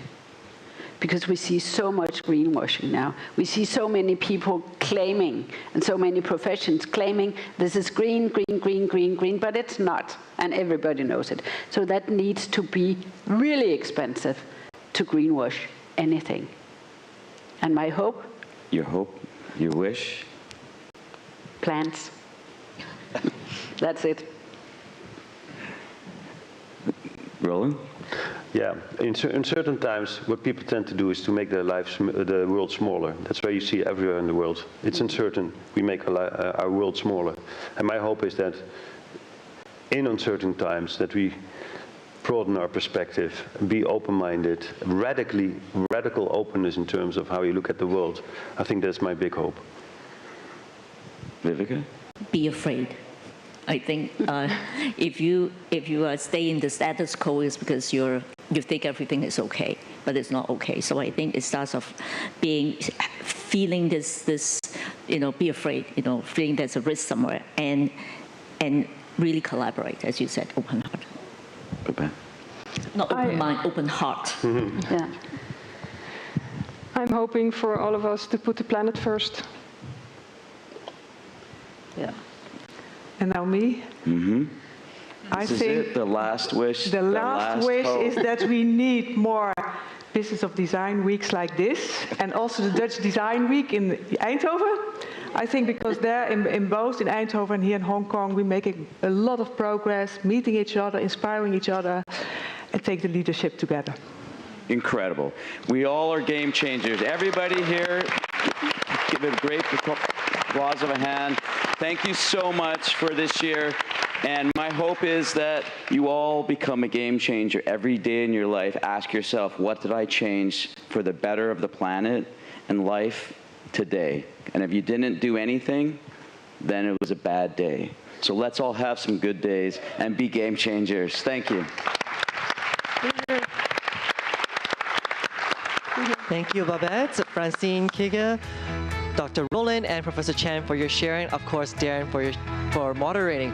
Could we kindly ask you guys to have a seat downstage as we prepare the stage for our closing ceremony? Thank you so much. And for all of the audience members in the hall right now, we'd like you to take this time to maybe stand up, take a stretch, because we'll be asking all of our sponsors, strategic partners, Dutch delegation to come up and take a picture. At the end, it's going to be our big group photo. So before then, you're going to be sitting for just a little bit more, so make sure you stand up and stretch. And if you are good with that, you can give us some feedback on the back of your QR code. Let us know how you thought of the programs on day 1, 2, and 3, and give us some ideas on who you want to hear from, why you want to hear from that, and what is your takeaway of BODW during the 3 days.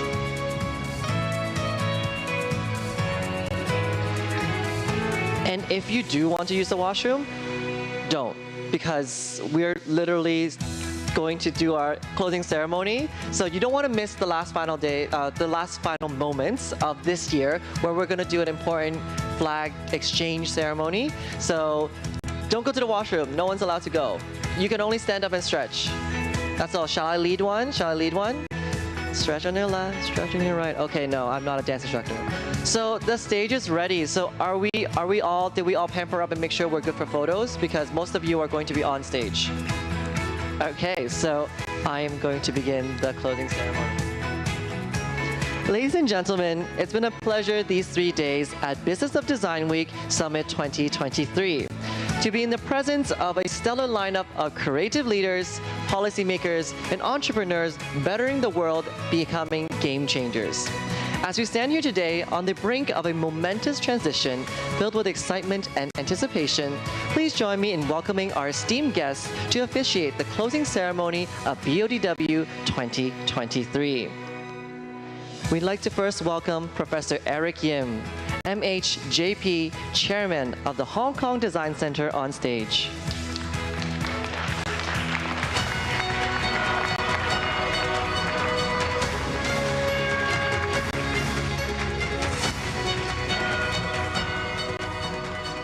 Next up, to join him is Mr. Arjen van den Berg, Consul General of the Kingdom of the Netherlands in Hong Kong and Macau.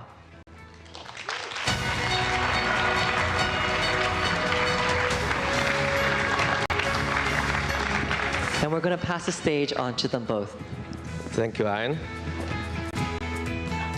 Well, I just really want to say, on behalf of Hong Kong Design Center, really want to say a big thank you to the Netherlands being our incredible partner for the past 2 years. And your passion for innovation, for circularity, really leave a important mark on BODW. Thank you. Thank you so much, Eric. And also from our side, I really want to thank the Hong Kong Design Center for putting up this incredibly beautiful show in the past number of days. And I obviously also want to thank this humongous Dutch delegation that we were able to get over here to actually share all of their stories, their expertise, their hopes, their dreams, maybe also their fears on circularity and circular design. Actually, this very last little panel, and I apologize to all the Dutch designers here for not having been more present here in the summit, but already this last little panel was incredibly inspirational to me. The last 2 years in preparing for this Business of Design Week, I've learned so much. So I've already come a long way in the sense of awareness. It's been a really beautiful, inspirational journey. I think I know way more about circularity than I ever thought possible. I love design. I always did love design, by the way, don't worry. It's a wonderful opportunity to have had this start for working together more closely with all our Hong Kong partners here in furthering circular design here in Hong Kong and in the Netherlands and in the region, because once again, it is about our planet. And it's about saving the planet so that we actually also continue to do wonderful things as humans on the planet. So thank you very much for that opportunity as well, Eric. Thank you, and thank you for your kind words. You're welcome. Thank you, Mr. Vandenberg and Professor Eric Yim. Now, as some of you may already know, today marks the beginning of BODW's partnership with France, the partner country for 2024. Please join me in welcoming Madame Christelle Doul, Consul General of France in Hong Kong and Macau, on stage.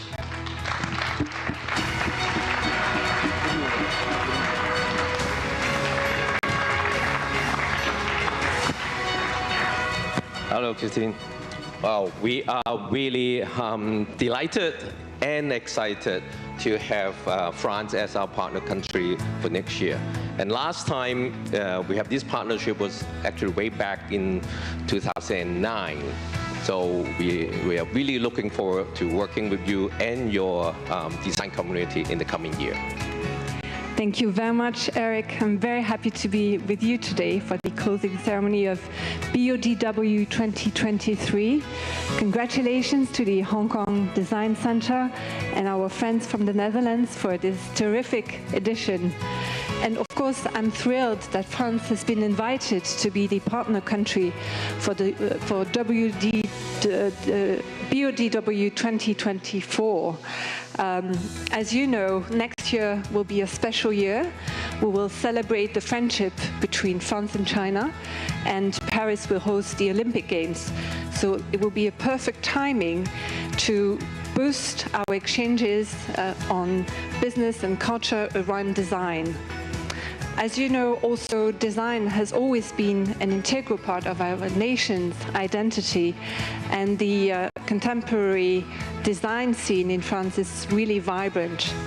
We also see that Hong Kong is asserting itself as a new culture and creativity hub. So BODW will be the perfect platform to boost our exchanges next year. So merci beaucoup, and see you next year. Thank you very much. Thank you. Really looking forward to that. Thank you, our esteemed guests. Now it's time for the symbolic passing of the BODW flag. With great honor and appreciation, we bid farewell to the Netherlands, BODW's exceptional partnership for the last 2 years. Those unwavering passion for innovation and creativity has left an indelible mark on BODW. Now, Mr. Arjen Vandenberg, representing the Netherlands, will now relinquish the prestigious flag to none other than Professor Eric Yim, signifying that the Netherlands' passion for innovation and creativity to reach across all the globe. Let's capture this remarkable moment with cameras. So, right in the middle. Oh, the flag has already been passed. Okay, well, that's great. Oh, it has, maybe Professor Eric Yim, you could hold on to the tip of the flag, and while Mr. Arjen Vandenberg can like maybe tat. Yes, perfect. That looks like passing. Yes, that looks great. That's perfect. Great. So let's get a couple of pictures of that. Great smile. Is it covering Mr. Vandenberg's face at all? No? Just in case, because you want a great picture. Okay, that looks good. No shadows. Perfect. Now, of course, the excitement does not end there. Professor Eric Yim, as the bearer of the emblem of excellence, will now entrust to capable hands Ms. Dru, marking the beginning of an exciting collaboration between BODW and France, our distinguished partner country for the upcoming year. It represents the seamless continuity of success and inspiration that flows through the veins of BODW. We eagerly await the exciting endeavors that lie ahead. Now, we also need a picture of this momentous occasion. Yes, we're right in the middle.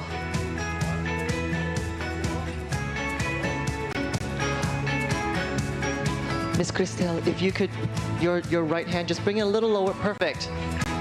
I want to catch, yeah, that looks great. Perfect, the flag is straight. I want to make sure your pictures are beautiful. Oh, a little more. Oui, like this. A little lower. Yes. Yeah, perfect.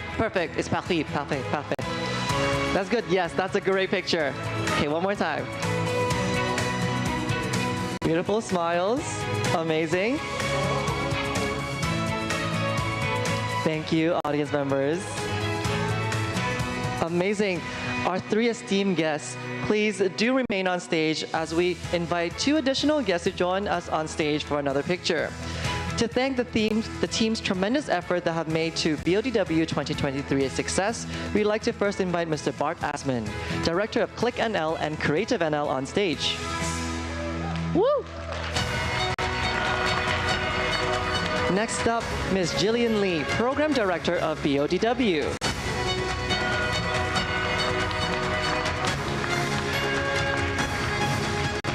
Again, all 5 esteemed guests, please look at the camera in the middle for a picture. How's the flag? I think that's great. Good, nice, lovely. Relax a bit. Yes, that's good. Yeah. Yes, just hold. Perfect. It's perfect now. Don't. That's good. 3, right in the middle. Make sure we get a great photo of the lovely smiles here. Oh, do you see that? That looks great. Beautiful. Thank you. So good. Okay, do we have a wonderful photo of our 5 guests here? Awesome. Now, when I told you that we need everyone on stage with our sponsors and Dutch speakers, you had your chance to get ready. I'd like to invite everyone on stage, but first, including the Vice Chairman and the Board of Directors of Hong Kong Design Center, BODW speakers, moderators, and the Dutch delegation to come on stage with our partners and friends for a final group photo. Please come on in. Warm the stage.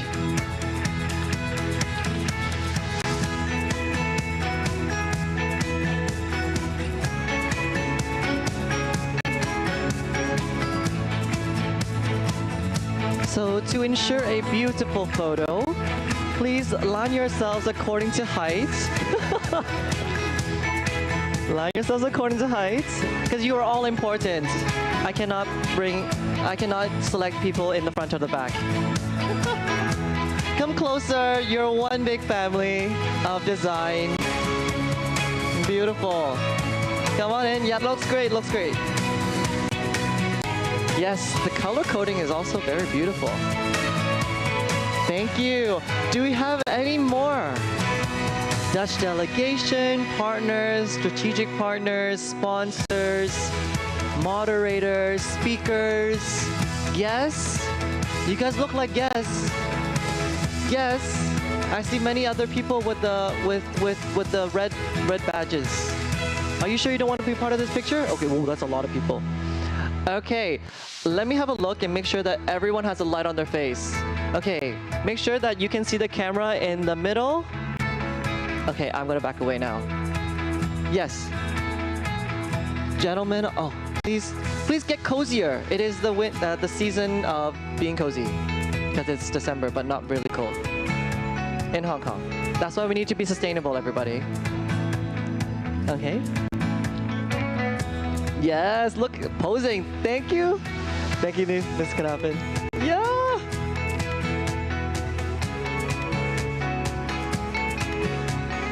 Cheers. Nice. And if we do a hand sign, maybe a thumbs up, but keep it low so we don't block anyone in the back. Yeah. People in the front need to do it, and the people in the back, you can raise it up to the sky if you want. Nice. Oh, look, Darren with the heart. Nice. Awesome. These are the smiles that we need. Thank you so much, guests. Please slowly make your way down off stage. Thank you. We'll see you real shortly. Or if you want to continue on stage as we take pictures. Thank you. Continue slowly down the stage. Don't rush, no rush. Okay. So on a high note, BODW 2023 Summit has officially come to an end. To catch the engaging discussions today, make sure to tune in to tonight's broadcast of ViewTV6 from 8 p.m. to 10 p.m. Don't forget to check out BODW Plus next week for an on-demand content, and as well as Cantonese TV program on January the 6th, 2004 from 7:30 to 8:30 p.m. on ViewTV 99. If you have any comments about our program for the past 3 days, please do not hesitate to scan the QR code on the back of your card to give us some feedback. We'd love to hear from you. We hope you've all been inspired to become game changers. We look forward to hearing of your endeavors and success. And until next time, see you and thank you again. And the stage is now open for pictures. I want a picture back there too. So come on up and grab a picture, because that looks really cool. How about the represent? Oh, do you want the flag? Oh wait, no, the flag's with France now. Nope, too bad. No flag.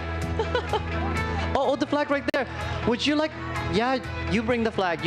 I shouldn't hold the flag. You should hold the flag. Yeah. The flag. You should do the flag thing. You should do the flag thing here. It looks really good like that. Yes, yeah, that looks good. It needs to hang the other way because the sign, it needs to hang this clock 10 p.m. because the sign is only on the other side. Yeah. 要喺呢邊啊，因為個 B 喺呢邊啊。The B is like that. So maybe like a yeah. Okay. Don't catch me in it. Or perfect. See? Oh, you guys are good now. This is great. Every flag picture is gonna be great. Is it over?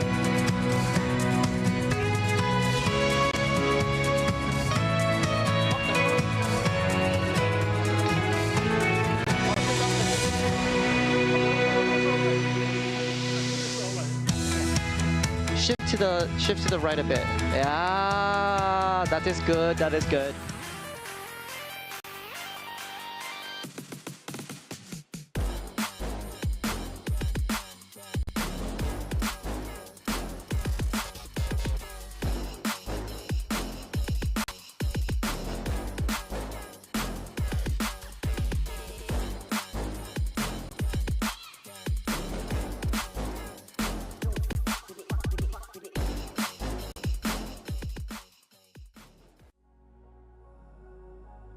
我哋覺得設計其實係空間同埋人嘅之間嘅橋梁嚟嘅，而我哋喺室內設計個會所嘅時候咧，刻意將嗰個室內同室外之間嗰個隔膜咧係打破咗，而且用咗大量嘅水平線嘅設計語言，希望將嗰個大自然嘅柔和咧帶入個會所入邊，令到人咧覺得同大自然咧係融為一體嘅。人每日喺自己嘅居住環境裏邊都會得到一啲 experience。設計嘅空間係要有前瞻性嘅，能夠考慮未來嘅使用，而設計就陪伴住人一齊成長。我哋會留意住戶嘅 feedback， 而隨住人同環境嘅改變嘅需要，我哋要完善我哋下一個樓盤，建構一個更美好嘅生活。